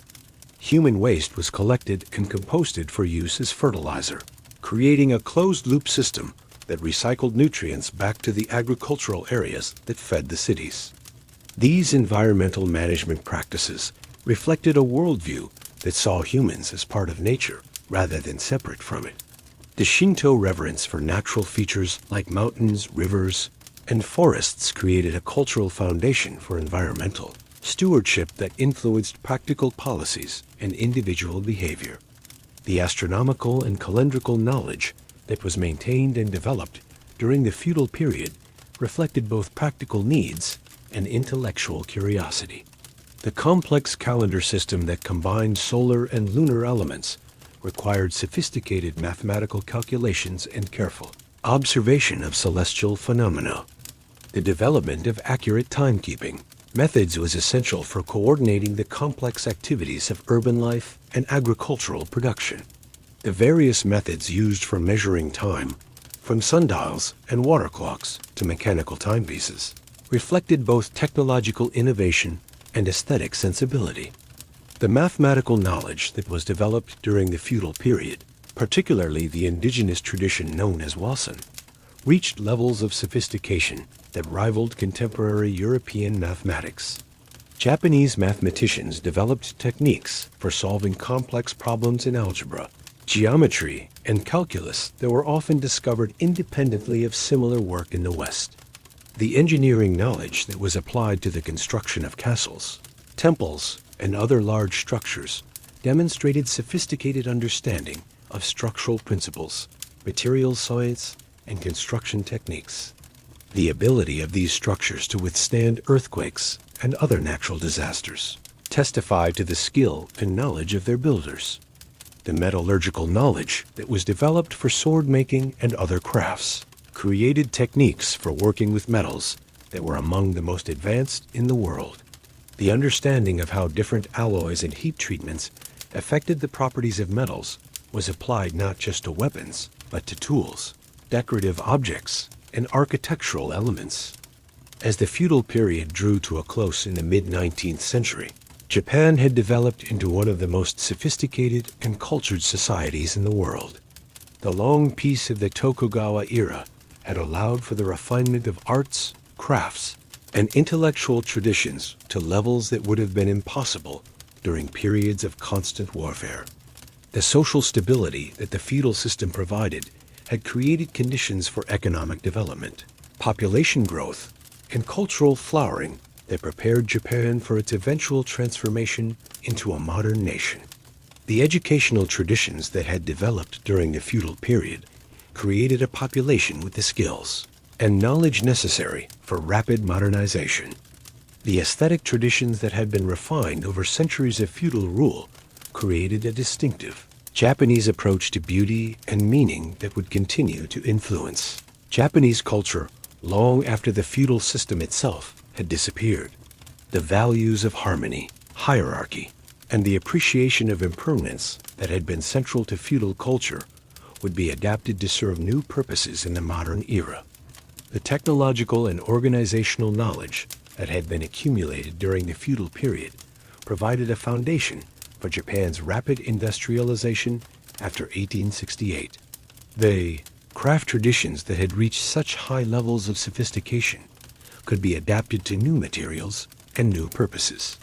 The administrative systems that had governed feudal domains could be modified to serve the needs of a modern state. But perhaps most importantly, the feudal period had created a sense of Japanese identity and cultural distinctiveness that would prove crucial in the challenges that lay ahead. The long isolation of the Sakoku period had allowed Japanese culture to develop along its own unique lines, creating a society that was confident in its own values and traditions, even as it prepared to engage with the wider world. The end of feudalism did not mean the end of feudal influences on Japanese society. The values of loyalty, hierarchy, and group solidarity that had been central to feudal social organization were adapted to serve new purposes in the modern era. The aesthetic sensibilities that had been refined during the feudal period continued to influence Japanese art, architecture, and design. The martial traditions that had been central to samurai culture were transformed into modern sports and spiritual disciplines that emphasized character development and self-improvement. The tea ceremony, flower arrangement, and other cultural practices that had emerged during the feudal period continued to provide opportunities for the cultivation of refined sensibilities and social bonding. The regional identities that had been strengthened during the feudal period continued to influence Japanese culture and politics long after the abolition of the domain system. The distinctive dialects, cuisines, crafts, and festivals of different regions provided a rich diversity within the broader framework of Japanese national identity. As Kaz no Kokoro, the spirit of the wind, concluded this long tale of feudal Japan, the gentle breeze carried with it the essence of 1,000 years of human experience. The story that had begun with the elegant courtiers of the Heian period had ended with the sophisticated urban culture of the late Tokugawa era. But the thread that connected these different eras was the continuous human effort to create meaning, beauty, and order in the face of constant change. The cherry blossoms that had inspired countless poems during the feudal period continued to bloom each spring, reminding all who saw them of the beauty and fragility of life. The mountains and rivers that had provided the setting for so many historical dramas continued to shape the landscape and the imagination of the Japanese people. The temples and shrines that had been built during the feudal period continued to provide spaces for contemplation and worship, connecting the present to the past through the continuity of ritual and tradition.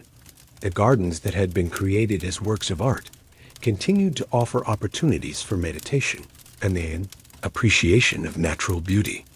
The crafts and arts that had been perfected during the feudal period continued to be practiced and appreciated, providing links to ancestral wisdom and traditional values.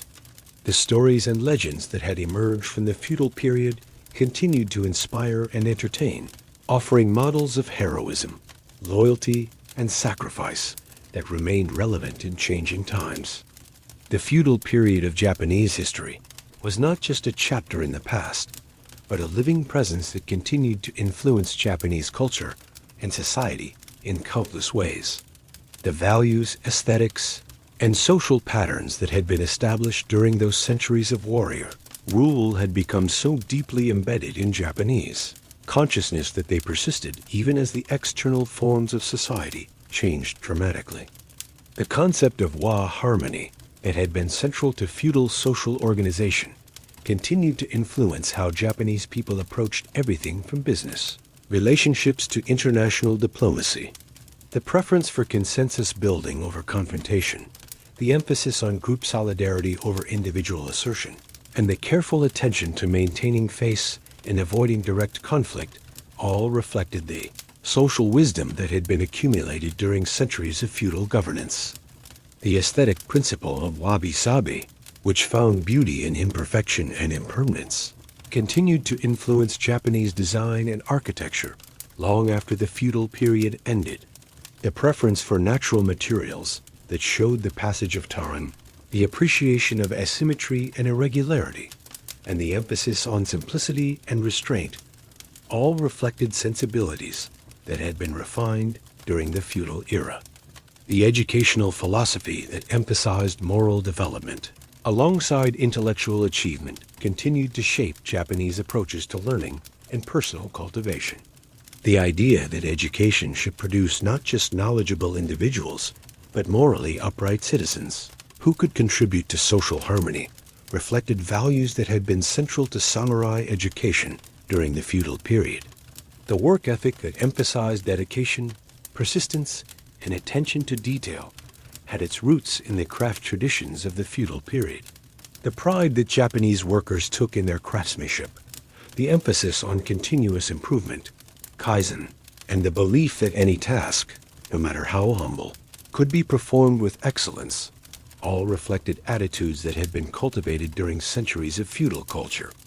The relationship between humans and nature that had been shaped by Shinto beliefs and Buddhist philosophy during the feudal period continued to influence Japanese environmental consciousness. The appreciation of seasonal change, the reverence for natural features like mountains and rivers, and the understanding that human activities should be in harmony with natural cycles all reflected worldviews that had been developed during the feudal era. The social rituals that had been elaborated during the feudal period continued to provide structure and meaning for important life events. The ceremonies surrounding birth, coming of age, marriage, and death all retained elements that had been developed during the feudal period, connecting contemporary Japanese people to their ancestral traditions. The gift-giving customs that had become so elaborate during the feudal period continued to play important roles in maintaining social relationships. The careful attention to seasonal appropriateness, the emphasis on presentation and wrapping, and the complex calculations of reciprocity and obligation all reflected social wisdom that had been accumulated over centuries of feudal culture. The language patterns that had developed during the feudal period, with their complex systems of honorific and humble forms, continued to shape how Japanese people expressed respect, affection, and social distance. The ability to navigate these linguistic complexities remained an important marker of cultural sophistication and social awareness. The architectural traditions that had been developed during the feudal period continued to influence Japanese building design. The emphasis on harmony with natural settings, the use of natural materials, the creation of flexible interior spaces, and the careful attention to proportions and details all reflected aesthetic principles that had been refined during the feudal era. The garden design traditions that had reached such heights during the feudal period continued to provide models for creating outdoor spaces that served both practical and spiritual purposes. The understanding of how to use rocks, water, plants, and empty space to create compositions that invited contemplation and meditation remained a living tradition that connected contemporary garden designers to their feudal predecessors. The martial arts traditions that had been developed during the feudal period continued to provide opportunities for physical and spiritual development. The emphasis on discipline, respect, and the cultivation of character through physical practice reflected values that had been central to samurai culture, adapted to serve the needs of people living in peaceful times. The tea ceremony and other cultural practices that had emerged during the feudal period continued to provide opportunities for the cultivation of refined sensibilities and the appreciation of beauty in everyday activities. These practices served as repositories of traditional wisdom about how to live with grace, mindfulness, and appreciation for the present moment. The literary traditions that had been established during the feudal period continued to influence Japanese writing and storytelling. The preference for suggestion over direct statement, the appreciation of seasonal imagery and natural metaphors, and the emphasis on emotional resonance or logical argument all reflected aesthetic principles that had been developed during the feudal era. The dramatic traditions that had emerged during the feudal period continued to provide models for artistic expression and entertainment. The stylized movements of No theater, the emotional intensity of kabuki, and the puppet theater of bunraku all remained vital art forms that connected contemporary audiences to their cultural heritage. The musical traditions that had been developed during the feudal period continued to provide distinctive sounds and rhythms that were recognizably Japanese. The instruments like the shamisen, koto, and shakuhachi flute, and the musical forms that had been created for them, remained important elements of Japanese cultural identity. The culinary traditions that had been established during the feudal period continued to shape Japanese approaches to food and dining. The emphasis on seasonal ingredients, the careful attention to presentation, the appreciation of subtle flavors, and the understanding of food as both nourishment and art, all reflected sensibilities that had been cultivated during the feudal era. The craft traditions that had reached such high levels of sophistication during the feudal period continued to be practiced and appreciated.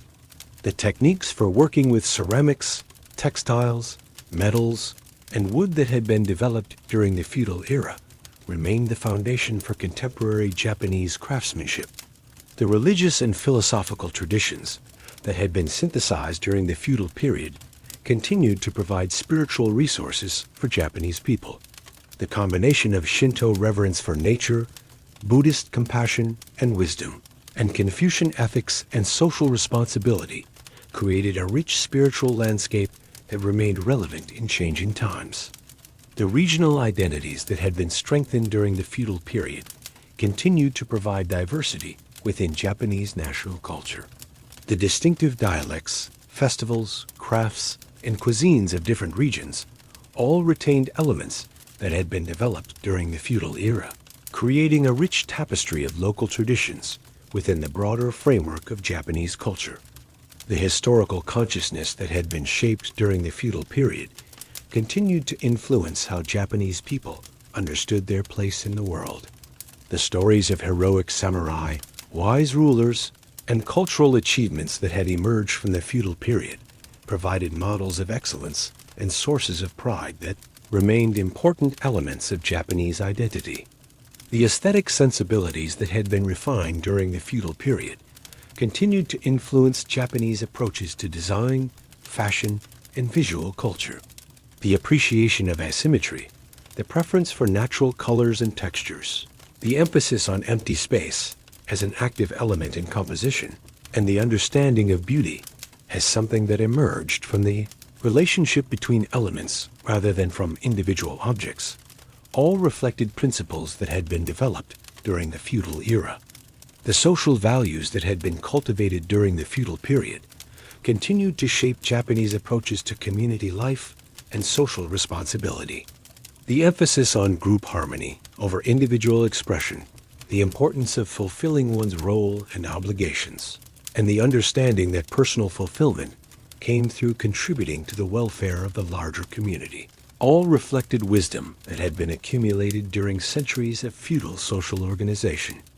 The work culture that had been developed during the feudal period continued to influence Japanese approaches to employment and career development. The emphasis on long-term relationships over short-term gains, the importance of loyalty and dedication, and the understanding that work was not just a means of earning money, but a way of contributing to society, all reflected values that had been central to feudal culture. The educational values that had been established during the feudal period continued to shape Japanese approaches to learning and personal development. The emphasis on moral cultivation alongside intellectual achievement, the importance of respect for teachers and learning from tradition, and the understanding that education was a lifelong process of self-improvement all reflected principles that had been developed during the feudal era. The environmental consciousness that had been shaped during the feudal period continued to influence Japanese approaches to conservation and sustainability. The understanding that human activities should be in harmony with natural cycles, the appreciation of the beauty of natural materials and processes, and the recognition that resources should be used carefully and sustainably all reflected wisdom that had been accumulated during the feudal era. As the gentle wind carried these reflections across the landscape of Japan, Kazuno Kokoro marveled at the continuity and change that characterized human culture. The feudal period had ended more than a century and a half ago, but its influence could still be felt in countless aspects of Japanese life. The values, aesthetics, and social patterns that had been developed during those centuries of warrior rule had proven remarkably adaptable, finding new expressions in changing circumstances while maintaining their essential character. The story of feudal Japan was not just a tale of the past, but a living tradition that continued to shape the present and influence the future. The wisdom that had been accumulated during those centuries of cultural development remained relevant for people facing the challenges of modern life. The aesthetic sensibilities that had been refined during the feudal period continued to offer models of beauty and meaning that enriched contemporary culture. The social wisdom that had been developed during the feudal period continued to provide insights into how human communities could function effectively while maintaining harmony and mutual respect. The spiritual traditions that had been synthesized during the feudal era continued to offer resources for finding meaning and purpose in life. The technological and organizational knowledge that had been accumulated during the feudal period continued to provide foundations for innovation and development. The craft traditions that had reached such high levels of sophistication during the feudal era continued to inspire contemporary artisans and designers. The literary and artistic traditions that had emerged during the feudal period continued to provide models for creative expression and cultural communication. The dramatic and musical traditions that had been developed during the feudal era continued to offer opportunities for artistic performance and audience engagement. The culinary traditions that had been established during the feudal period continued to provide distinctive flavors and dining experiences that were recognizably Japanese. The architectural and garden design traditions that had been developed during the feudal era continued to offer models for creating beautiful and functional spaces. The martial arts traditions that had been refined during the feudal period continued to provide opportunities for physical and spiritual development. The ceremonial traditions that had been elaborated during the feudal era continued to provide structure and meaning for important life events and social occasions. The regional traditions that had been strengthened during the feudal period continued to provide diversity and richness within Japanese national culture. The historical consciousness that had been shaped during the feudal era continued to provide sources of identity and pride for Japanese people. The feudal period of Japanese history had been a time of remarkable cultural achievement and social development. The long centuries of warrior rule had created conditions for the refinement of arts, crafts, and intellectual traditions to levels that would have been impossible during periods of constant warfare and social instability. The social stability that the feudal system provided had allowed for the development of sophisticated economic systems, educational institutions, and cultural practices that prepared Japan for its eventual transformation into a modern nation. The values and traditions that had been established during the feudal period provided a foundation of cultural identity and social cohesion that proved crucial during the challenges of modernization and international engagement. The aesthetic traditions that had been refined during the feudal period created a distinctive Japanese approach to beauty and meaning that continued to influence Japanese culture long after the feudal system itself had disappeared. The social wisdom that had been accumulated during the feudal era provided insights into human nature and community organization that remained relevant in changing times. The technological and organizational knowledge that had been developed during the feudal period provided foundations for Japan's rapid industrialization and modernization after, 1868. The educational traditions that had been established during the feudal era created a population with the skills and knowledge necessary for successful adaptation to modern conditions. The spiritual and philosophical traditions that had been synthesized during the feudal period provided resources for finding meaning and purpose in life that remained valuable in the face of rapid social and technological change. The craft and artistic traditions that had reached such high levels of sophistication during the feudal era provided models of excellence and dedication that continued to inspire contemporary practitioners. As the story of feudal Japan drew to its close, Kazuno Kokoro reflected on the remarkable journey that had taken Japanese society from the elegant courts of the Heian period through the turbulent wars of the medieval era to the sophisticated urban culture of the late Tokugawa period. It had been a journey of constant adaptation and innovation, of preserving valuable traditions while embracing necessary changes, of finding ways to balance competing values and interests while maintaining social harmony and cultural identity.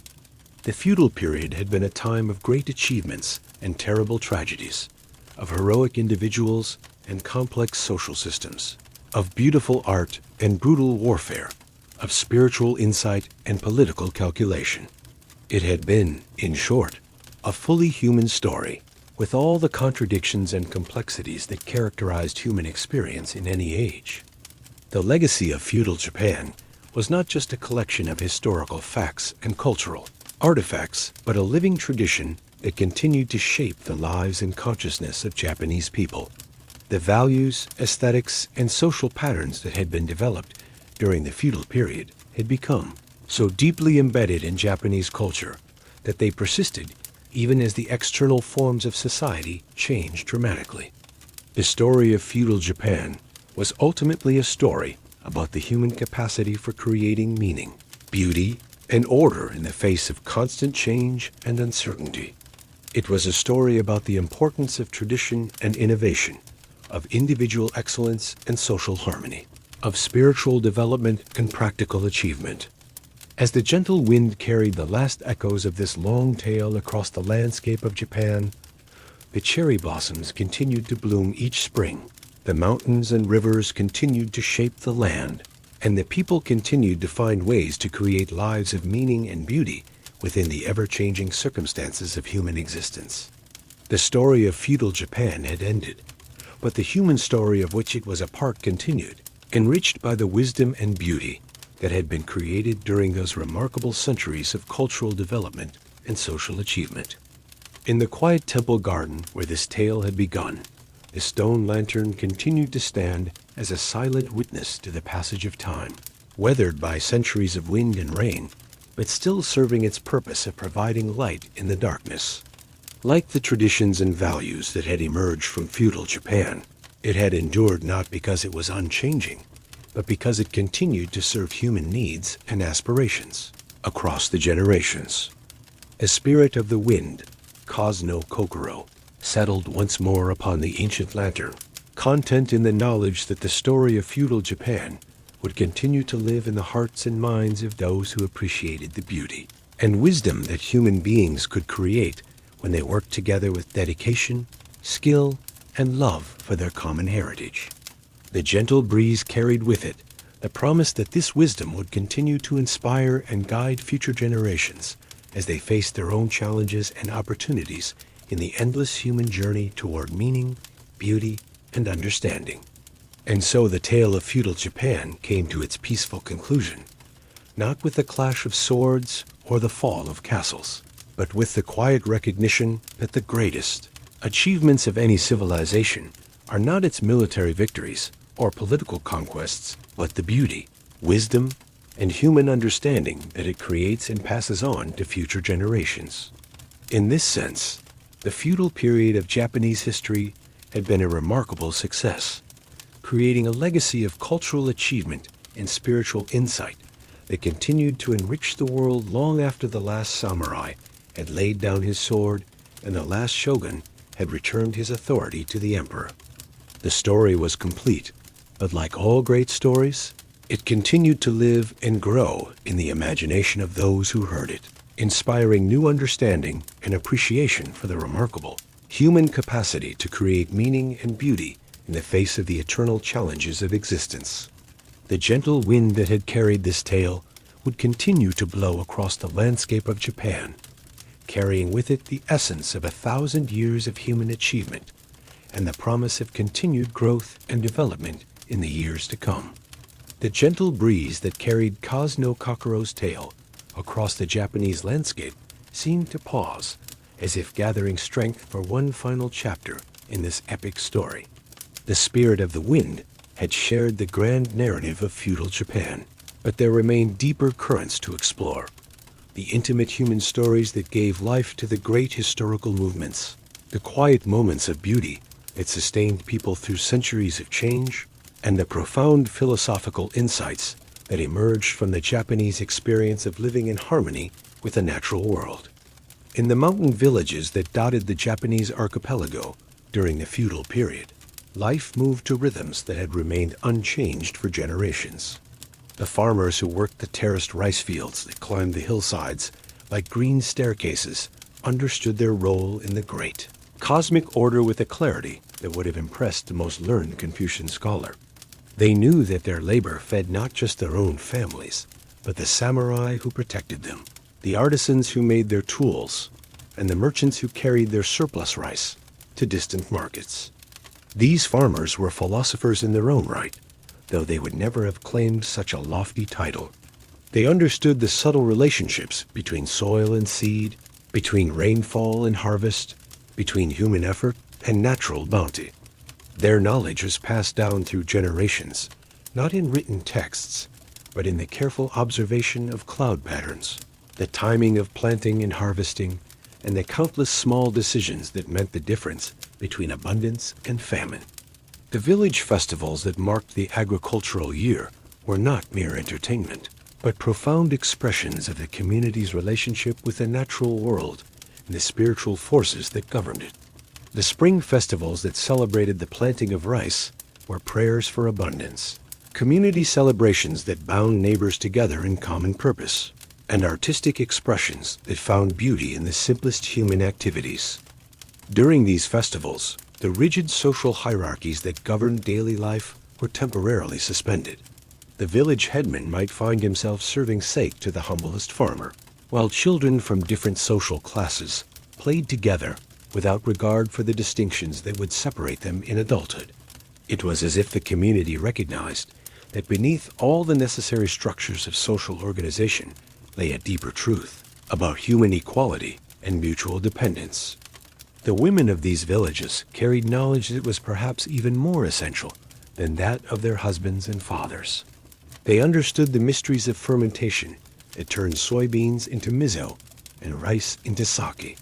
They knew which wild plants could be gathered for food or medicine, and when to gather them for maximum potency.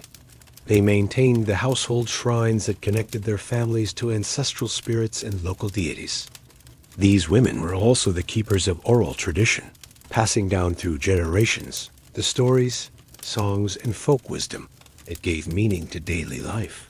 Around the hearth fires of winter evenings, they would tell tales of heroic samurai and wise emperors, but also of clever farmers who outwitted greedy landlords, of faithful wives who waited for husbands who never returned from war, and of ordinary people who found extraordinary courage in times of crisis. The children who listened to these stories absorbed not just entertainment, but a complete worldview that would shape their understanding of right and wrong, of beauty and meaning, of their place in the great web of relationships that connected all living things. These stories were more than literature. They were the cultural DNA that transmitted the essential values and insights of Japanese civilization from one generation to the next. In the great cities of feudal Japan, a different but equally rich cultural life flourished. The merchant quarters of Osaka and Edo were worlds unto themselves, where money talked louder than birth, and where clever entrepreneurs could rise from humble origins to positions of wealth and influence that rivaled those of the samurai class. These urban merchants developed their own aesthetic sensibilities, different from, but no less sophisticated than those of the aristocratic classes. They appreciated the bold colors and dramatic compositions of kabuki theater over the subtle refinements of no. They preferred the realistic novels of writers like Saikaku, with their vivid portrayals of contemporary life, to the classical poetry that had dominated aristocratic literature. The merchant culture of the cities was pragmatic and worldly, but it was not without its own forms of spirituality and philosophical depth. The successful merchants understood that business was not just about making money, but about building relationships, maintaining reputation, and contributing to the welfare of the community. The great merchant houses that dominated Japanese commerce during the later feudal period were built on foundations of trust, reliability, and long-term thinking that reflected deep wisdom about human nature and social organization. The apprenticeship systems that these merchant houses developed were educational institutions in their own right, teaching not just business skills, but moral values and social responsibility. A young apprentice in a great merchant house would spend years learning not just how to keep accounts and negotiate contracts, but how to read character, how to maintain dignity under pressure, and how to balance personal ambition with loyalty to the house that had given him his start in life. The pleasure quarters that flourished in these cities were often dismissed by Confucian moralists as centers of vice and corruption, but they were also spaces where some of the most sophisticated art and literature of the feudal period was created. The courtesans who presided over these districts were not just beautiful women, but accomplished artists who had mastered poetry, music, dance, and the subtle arts of conversation and social interaction. These women operated in a parallel world that existed alongside but separate from the official Confucian hierarchy. In their world, talent and wit mattered more than birth or official status. A clever courtesan could wield considerable cultural influence, setting fashions in clothing and hairstyles, patronizing artists and writers, and creating salons where the most interesting people of the city could gather to exchange ideas and appreciate beauty. The relationships that developed between courtesans and their clients were often complex and emotionally rich, involving genuine affection and mutual respect as well as commercial transaction. The literature that emerged from these relationships, the love letters, poems, and stories that captured the joys and sorrows of these unconventional romances, provided some of the most psychologically sophisticated writing of the feudal period. The artisan quarters of the cities were centers of innovation and creativity, where traditional craft techniques were constantly being refined and improved.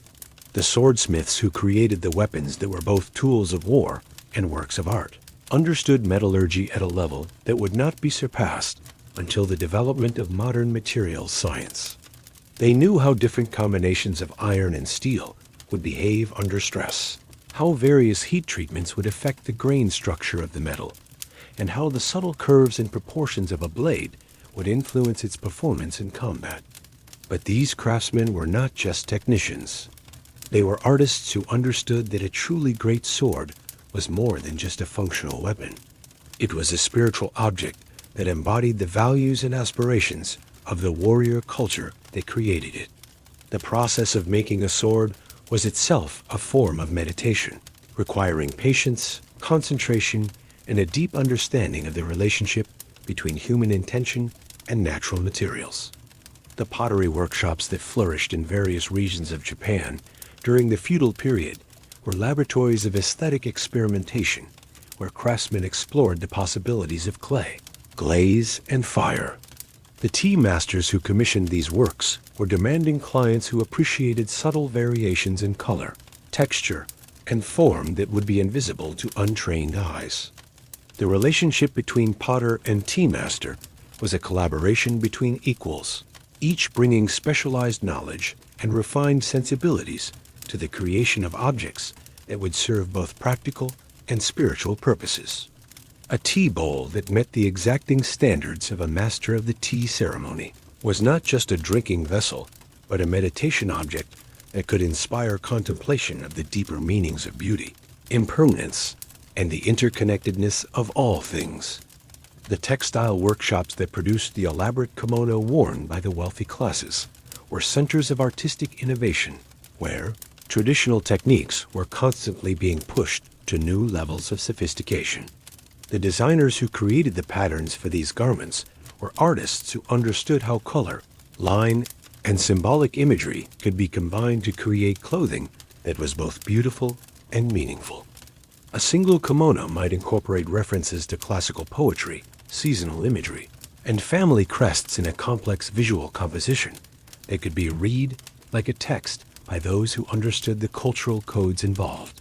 The wearing of such a garment was itself a form of artistic expression, requiring knowledge of appropriate seasonal colors, understanding of social protocols, and appreciation of the subtle relationships between different elements of dress and decoration. The religious life of feudal Japan was as complex and varied as its social and economic structures.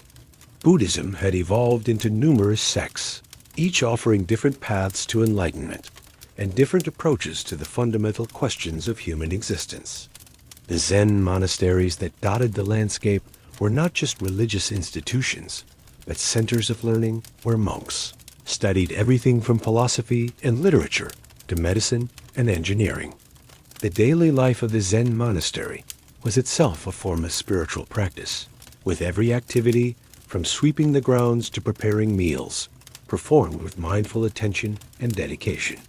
The gardens that surrounded these monasteries were designed as aids to meditation, using rocks, water, and carefully placed plants to create compositions that invited contemplation of the deeper patterns that governed both natural and human life. The lay practitioners who supported these monasteries were not passive recipients of religious instruction, but active participants in a spiritual community that extended far beyond the monastery walls. The tea ceremonies, poetry gatherings, and artistic collaborations that brought monks and lay people together created a rich cultural life that integrated spiritual practice with aesthetic appreciation and intellectual inquiry. The Pure Land Buddhist temples that served the common people offered a different but equally valid approach to spiritual development. These temples emphasized faith and devotion over meditation and philosophical study, providing comfort and hope to people whose daily lives were often marked by hardship and uncertainty. The festivals and ceremonies that these temples sponsored were community celebrations that brought together people from all social classes in common worship and mutual support. The stories and teachings that were shared at these gatherings provided moral guidance and spiritual inspiration that helped people find meaning and purpose in their daily struggles. The Shinto shrines that were scattered throughout Japan served as focal points for community identity and seasonal celebration. These shrines were not just religious institutions, but cultural centers, where local traditions were preserved and transmitted from one generation to the next. The festivals that were held at these shrines were occasions for entire communities to come together in celebration of their shared heritage and common identity. Akami, spirits or deities, that were worshipped at these shrines were not distant, abstract beings but intimate presences that were believed to inhabit the natural features of the local landscape. The mountains, rivers, trees, and rocks that surrounded each community were understood to be sacred, deserving of respect and protection as the dwelling places of the spiritual forces that governed human life. This animistic worldview created a deep sense of connection between human communities and their natural environment. The farmers who worked the land understood themselves to be in partnership with the kami that governed the fertility of the soil and the abundance of the harvest.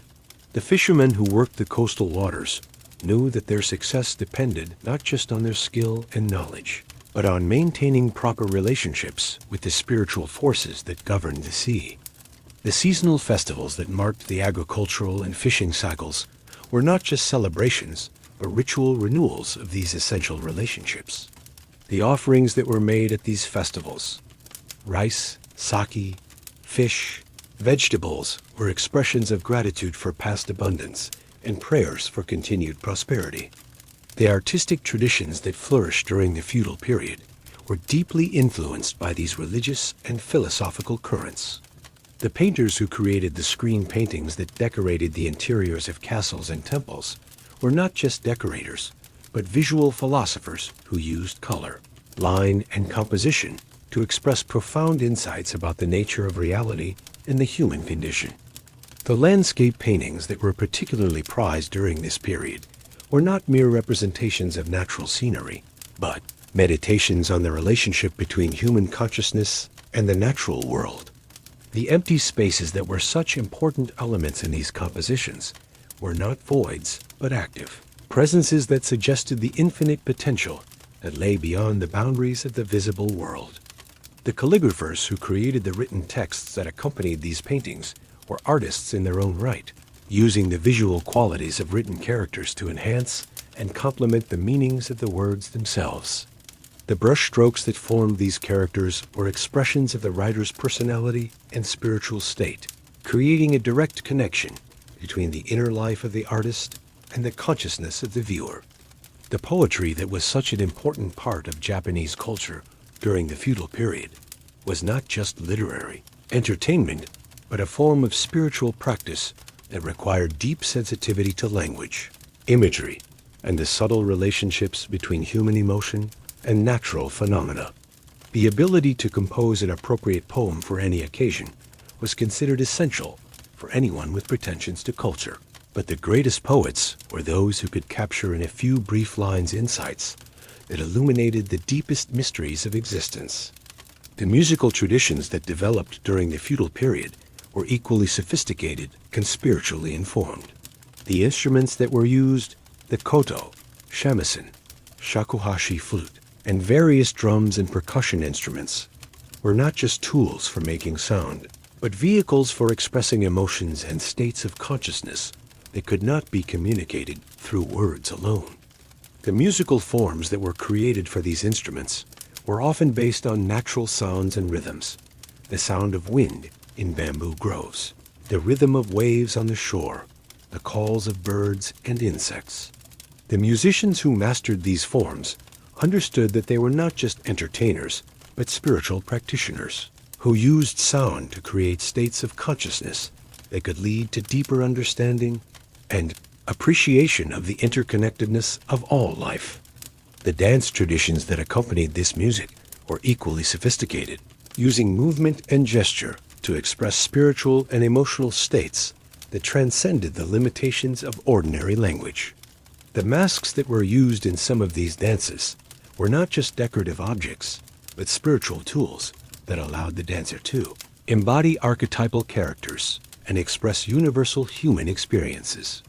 The theatrical traditions that emerged during the feudal period, no, kyogen, and later kabuki, were not just entertainment, but cultural institutions that preserved and transmitted the essential stories and values of Japanese civilization.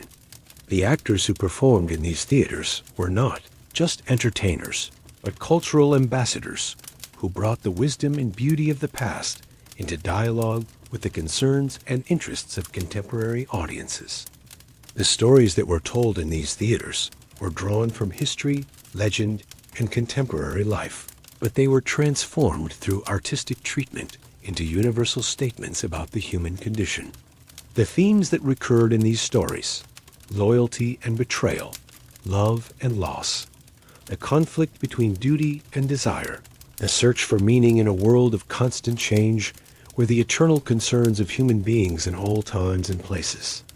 The audiences that attended these performances were not passive consumers of entertainment, but active participants in a cultural dialogue that helped to shape and define the values and aspirations of their society. The discussions and debates that followed these performances were as important as the performances themselves in creating the shared understanding that held the community together. The educational institutions that developed during the feudal period were not just schools, but cultural centers that transmitted not just knowledge but wisdom, not just information but understanding.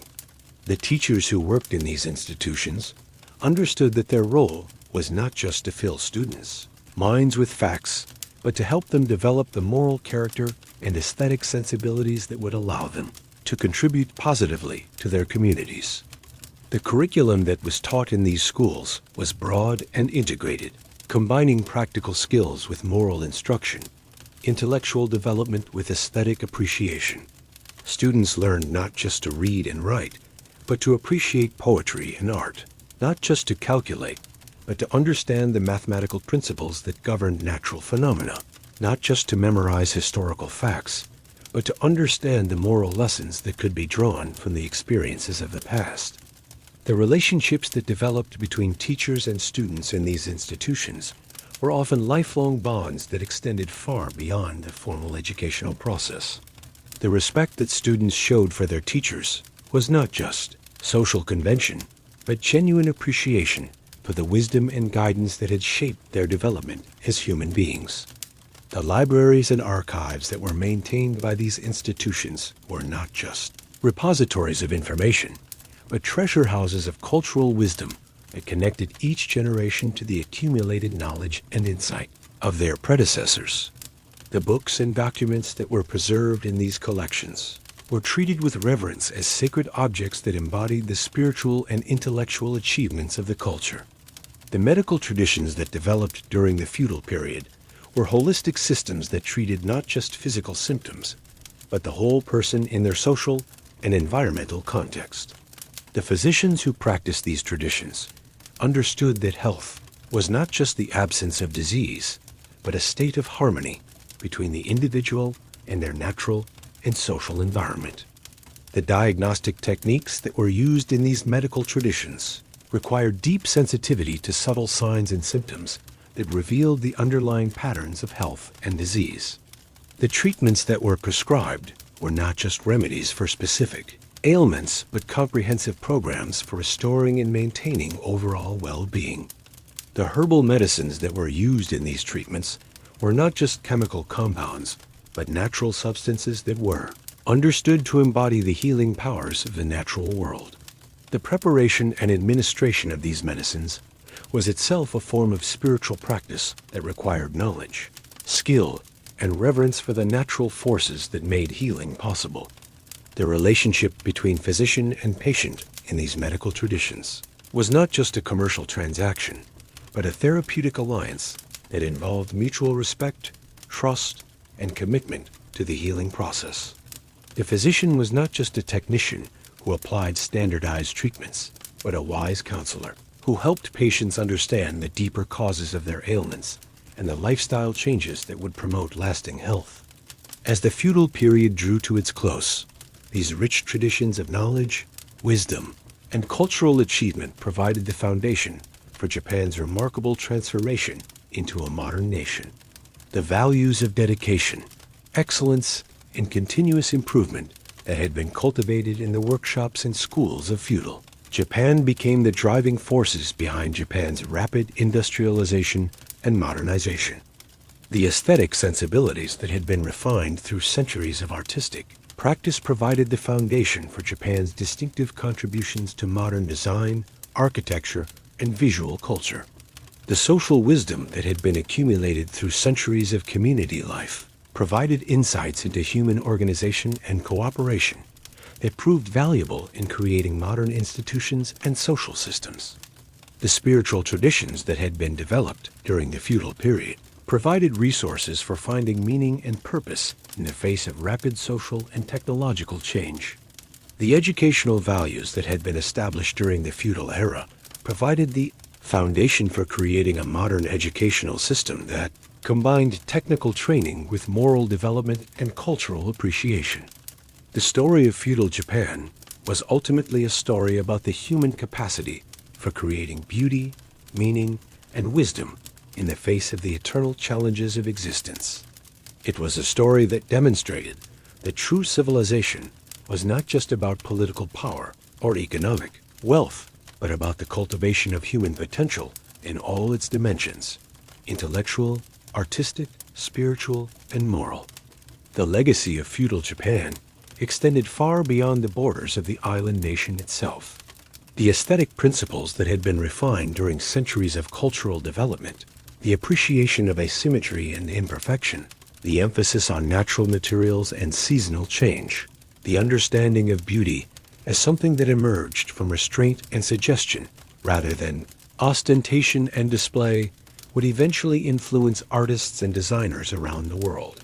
The philosophical insights that had emerged from the Japanese synthesis of Buddhist, Confucian, and Shinto thought, the understanding of the interconnectedness of all life, the appreciation of impermanence as a source of beauty rather than sorrow, the recognition that true strength came from flexibility rather than rigidity, would prove relevant to people facing the challenges of modern life in many different cultural contexts. The social wisdom that had been accumulated during centuries of feudal governance, the understanding that stable communities required both hierarchy and mobility, both tradition and innovation, both individual excellence and collective harmony, would provide insights that remained valuable long after the specific institutions of feudal society had disappeared. The technological and organizational knowledge that had been developed during the feudal period, the sophisticated understanding of materials and processes, the complex systems for managing resources and coordinating activities, the integration of practical skills with aesthetic sensibilities would provide foundations for achievements that extended far beyond what the original creators could have imagined.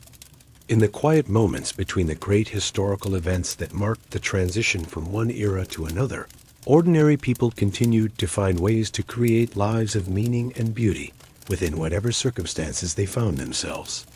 The farmer who took pride in the perfect straightness of his rice rows, the craftsman who spent years perfecting a single technique, the mother who taught her children to appreciate the subtle changes that marked the passage of the seasons. These were the real heroes of the feudal period, the people whose daily choices and small acts of dedication created the cultural foundation that made all the grander achievements possible. The festivals and ceremonies that marked the rhythm of the year provided opportunities for these ordinary people to step outside the routine of daily life and participate in something larger than themselves. The spring festivals that celebrated the renewal of life, the summer festivals that honored the spirits of the ancestors, the autumn festivals that gave thanks for the harvest, and the winter festivals that marked the return of the light. All of these occasions created moments of transcendence where individual concerns were subsumed into collective celebration and spiritual renewal. The stories that were told during these festivals, tales of heroic samurai and wise emperors, but also of clever farmers and faithful wives, of magical animals and benevolent spirits, created a shared mythology that gave meaning to the experiences of daily life. These stories were not just entertainment, but cultural instruction, teaching listeners about the values and behaviors that their society considered admirable and worthy of emulation. The songs that were sung during these celebrations were not just musical entertainment, but expressions of collective identity and shared aspiration.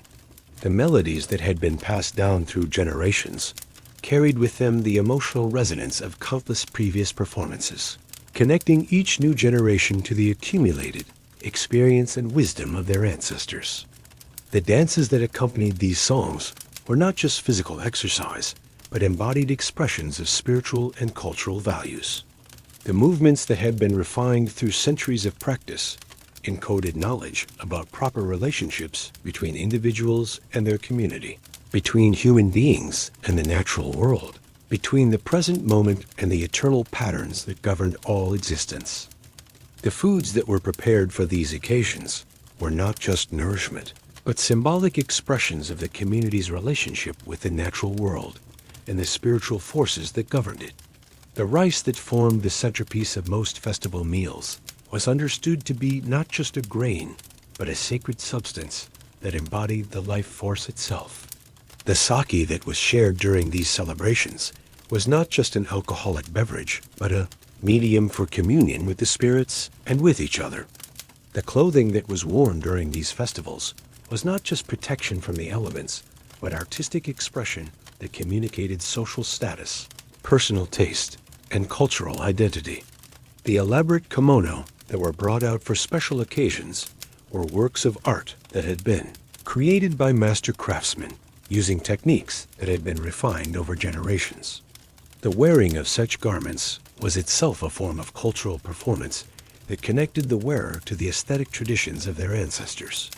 The decorations that adorned homes and public spaces during these festivals were not just ornamental, but symbolic expressions of hopes and aspirations for the coming year. The pine branches that were displayed during New Year celebrations symbolized longevity and steadfastness. The cherry blossoms that were celebrated in spring represented the beauty and fragility of life. The maple leaves that were appreciated in autumn embodied the poignant beauty of change and impermanence. The gifts that were exchanged during these occasions were not just material objects, but expressions of social relationships and mutual obligations. The careful selection of appropriate gifts required knowledge of seasonal symbolism, understanding of social protocols, and sensitivity to the recipient's circumstances and preferences. The presentation of these gifts was as important as the gifts themselves. With elaborate wrapping and ceremonial protocols, they transformed simple objects into meaningful expressions of respect and affection. The games and competitions that were held during these festivals were not just entertainment, but opportunities for individuals to demonstrate their skills and for communities to celebrate their collective achievements. The poetry competitions that were popular among the educated classes required not just literary skill, but deep knowledge of classical traditions and sensitivity to seasonal imagery. The athletic competitions that were enjoyed by people of all social classes provided opportunities for physical excellence and community pride. The religious ceremonies that formed the spiritual core of these festivals were not just ritual observances, but profound expressions of the community's understanding of its place in the cosmic order. The prayers that were offered during these ceremonies were not just requests for divine favor, but acknowledgments of human dependence on forces beyond individual control.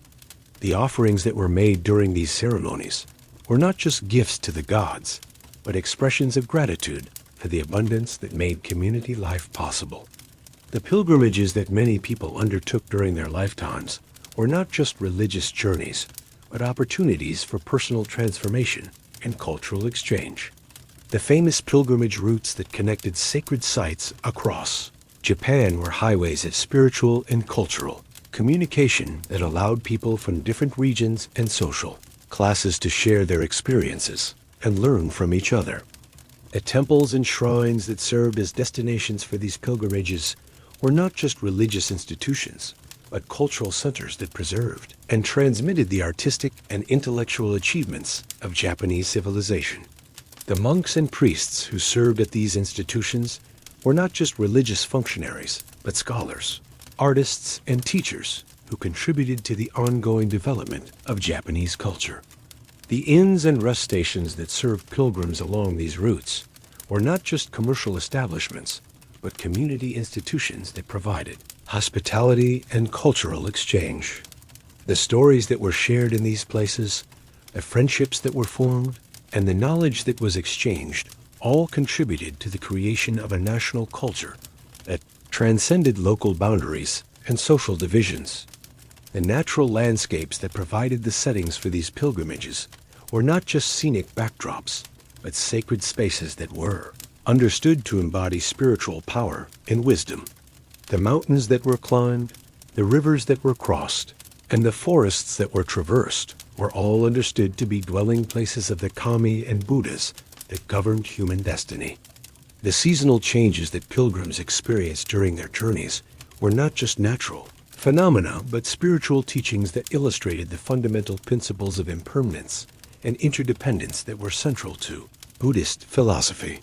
The cherry blossoms that bloomed and fell, the leaves that changed color and dropped, the snow that covered and then melted. All of these natural cycles provided opportunities for meditation on the deeper patterns that governed all existence.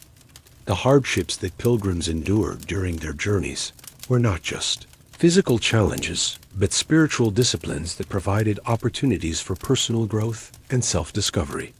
The blisters and fatigue, the hunger and thirst, the loneliness and uncertainty, all of these difficulties were understood to be valuable experiences that could lead to greater wisdom and compassion. The communities that pilgrims encountered along their routes were not just stopping places, but opportunities for cultural exchange and mutual learning. The local customs and traditions that pilgrims observed, the regional foods that they tasted, and the dialects that they heard all contributed to their understanding of the rich diversity that existed within Japanese culture. The artworks that pilgrims encountered at temples and shrines along their routes were not just decorative objects, but spiritual teachings that communicated profound truths about the nature of reality and the path to enlightenment. The paintings and sculptures that adorned these sacred spaces were created by master artists who understood that their work was not just aesthetic expression, but religious instruction. The gardens that surrounded these sacred sites were not just landscape spaces, but three-dimensional mandalas that used rocks, water, and plants to create compositions that invited contemplation and meditation. The careful placement of every element in these gardens reflected deep understanding of the principles of harmony and balance that governed both natural and human life. The architecture of the temples and shrines that pilgrims visited was not just functional construction, but symbolic expression of spiritual principles and cultural values. The soaring roof lines that seemed to reach toward heaven, the massive wooden columns that suggested permanence and stability, the intricate joinery that demonstrated human skill and dedication.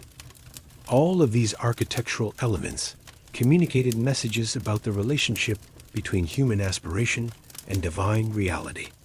The ceremonies that pilgrims participated in at these sacred sites were not just ritual observances, but transformative experiences that could lead to profound personal change. The chanting of sutras, the offering of incense, the copying of sacred texts, all of these activities were understood to be spiritual practices that could purify the mind and open the heart to deeper understanding. The souvenirs that pilgrims collected during their journeys were not just mementos, but sacred objects that carried with them the spiritual power of the places they had visited. The amulets and talismans that were purchased at temples and shrines were understood to provide protection and blessing long after the pilgrimage had ended.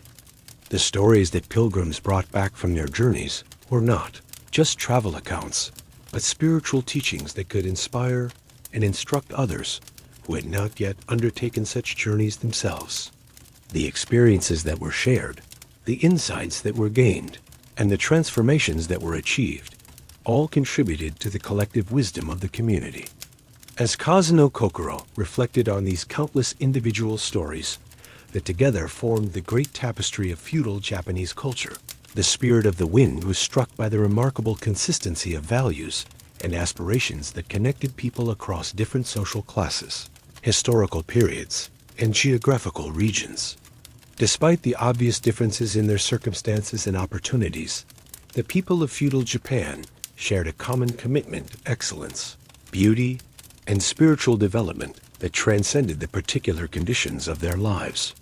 The farmer who took pride in the perfect cultivation of his rice fields, and the samurai who dedicated his life to the mastery of swordsmanship, were both pursuing the same fundamental goal, the achievement of perfection through disciplined practice and unwavering dedication.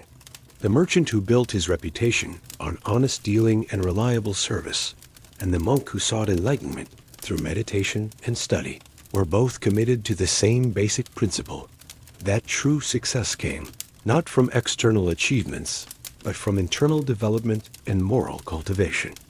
The artisan who spent years perfecting a single craft technique, and the poet who devoted his life to capturing the essence of natural beauty in brief verses, were both engaged in the same essential activity, the transformation of raw material, whether physical or spiritual, into something of lasting value and meaning. The mother who taught her children to appreciate the subtle changes of the seasons, and the teacher who guided his students in the study of classical texts, were both participating in the same crucial process, the transmission of cultural wisdom from one generation to the next. This consistency of values and aspirations created a cultural coherence that allowed Japanese society to maintain its essential character, even as it adapted to changing circumstances and external pressures. The flexibility that allowed Japan to absorb influences from China, Korea, And eventually, the West, without losing its distinctive identity, was rooted in this deep cultural foundation that had been built up over centuries of shared experience and common commitment. The story of feudal Japan was ultimately a story about the human capacity for creating meaning and beauty in the face of the fundamental challenges of existence, the inevitability of change, the reality of suffering, the mystery of death, and the search for purpose in an uncertain world. The solutions that Japanese culture developed to these universal human problems were not the only possible solutions, but they were remarkably sophisticated and effective ones that allowed millions of people over many centuries to live lives of dignity, purpose, and fulfillment. The legacy of feudal Japan was not just a collection of historical artifacts and cultural traditions, but a living demonstration of what human beings could achieve when they committed themselves to the pursuit of excellence in all its forms. The values, insights, and achievements of the feudal period continued to inspire and instruct people long after the specific institutions and social structures that had created them had disappeared. As the gentle wind carried the final echoes of this long tale across the landscape of Japan, the cherry blossoms continued to bloom and fall. The seasons continued their eternal cycle of change and renewal, and the people continued their age-old quest for meaning, beauty, and understanding. The story of feudal Japan had ended, but the human story of which it was a part continued, enriched and ennobled by the wisdom and beauty that had been created during those remarkable centuries of cultural achievement and spiritual development. In the end, the greatest achievement of feudal Japan was not any particular institution or artwork or philosophical system, but the demonstration that human beings, working together with dedication, skill, and love, could create a civilization that honored both individual excellence and collective harmony, that celebrated both tradition and innovation, that found beauty in both permanence and change. This was a legacy that belonged not just to Japan, but to all humanity. A gift that continued to enrich the world long after the last samurai had laid down his sword and the last shogun had returned his authority to the emperor. The gentle breeze that had carried this tale finally came to rest, settling like a blessing upon the ancient temple garden where the story had begun. The stone lantern continued to stand as a silent witness to the passage of time, weathered but enduring, like the values and traditions that had emerged from feudal Japan. And in that peaceful moment, as the last light of day faded into the soft darkness of evening, the spirit of the wind, Kazno Kokoro, smiled with the quiet satisfaction of a storyteller who had shared something precious and true, something that would continue to live and grow in the hearts and minds of all who had listened with open hearts to the gentle winds of time.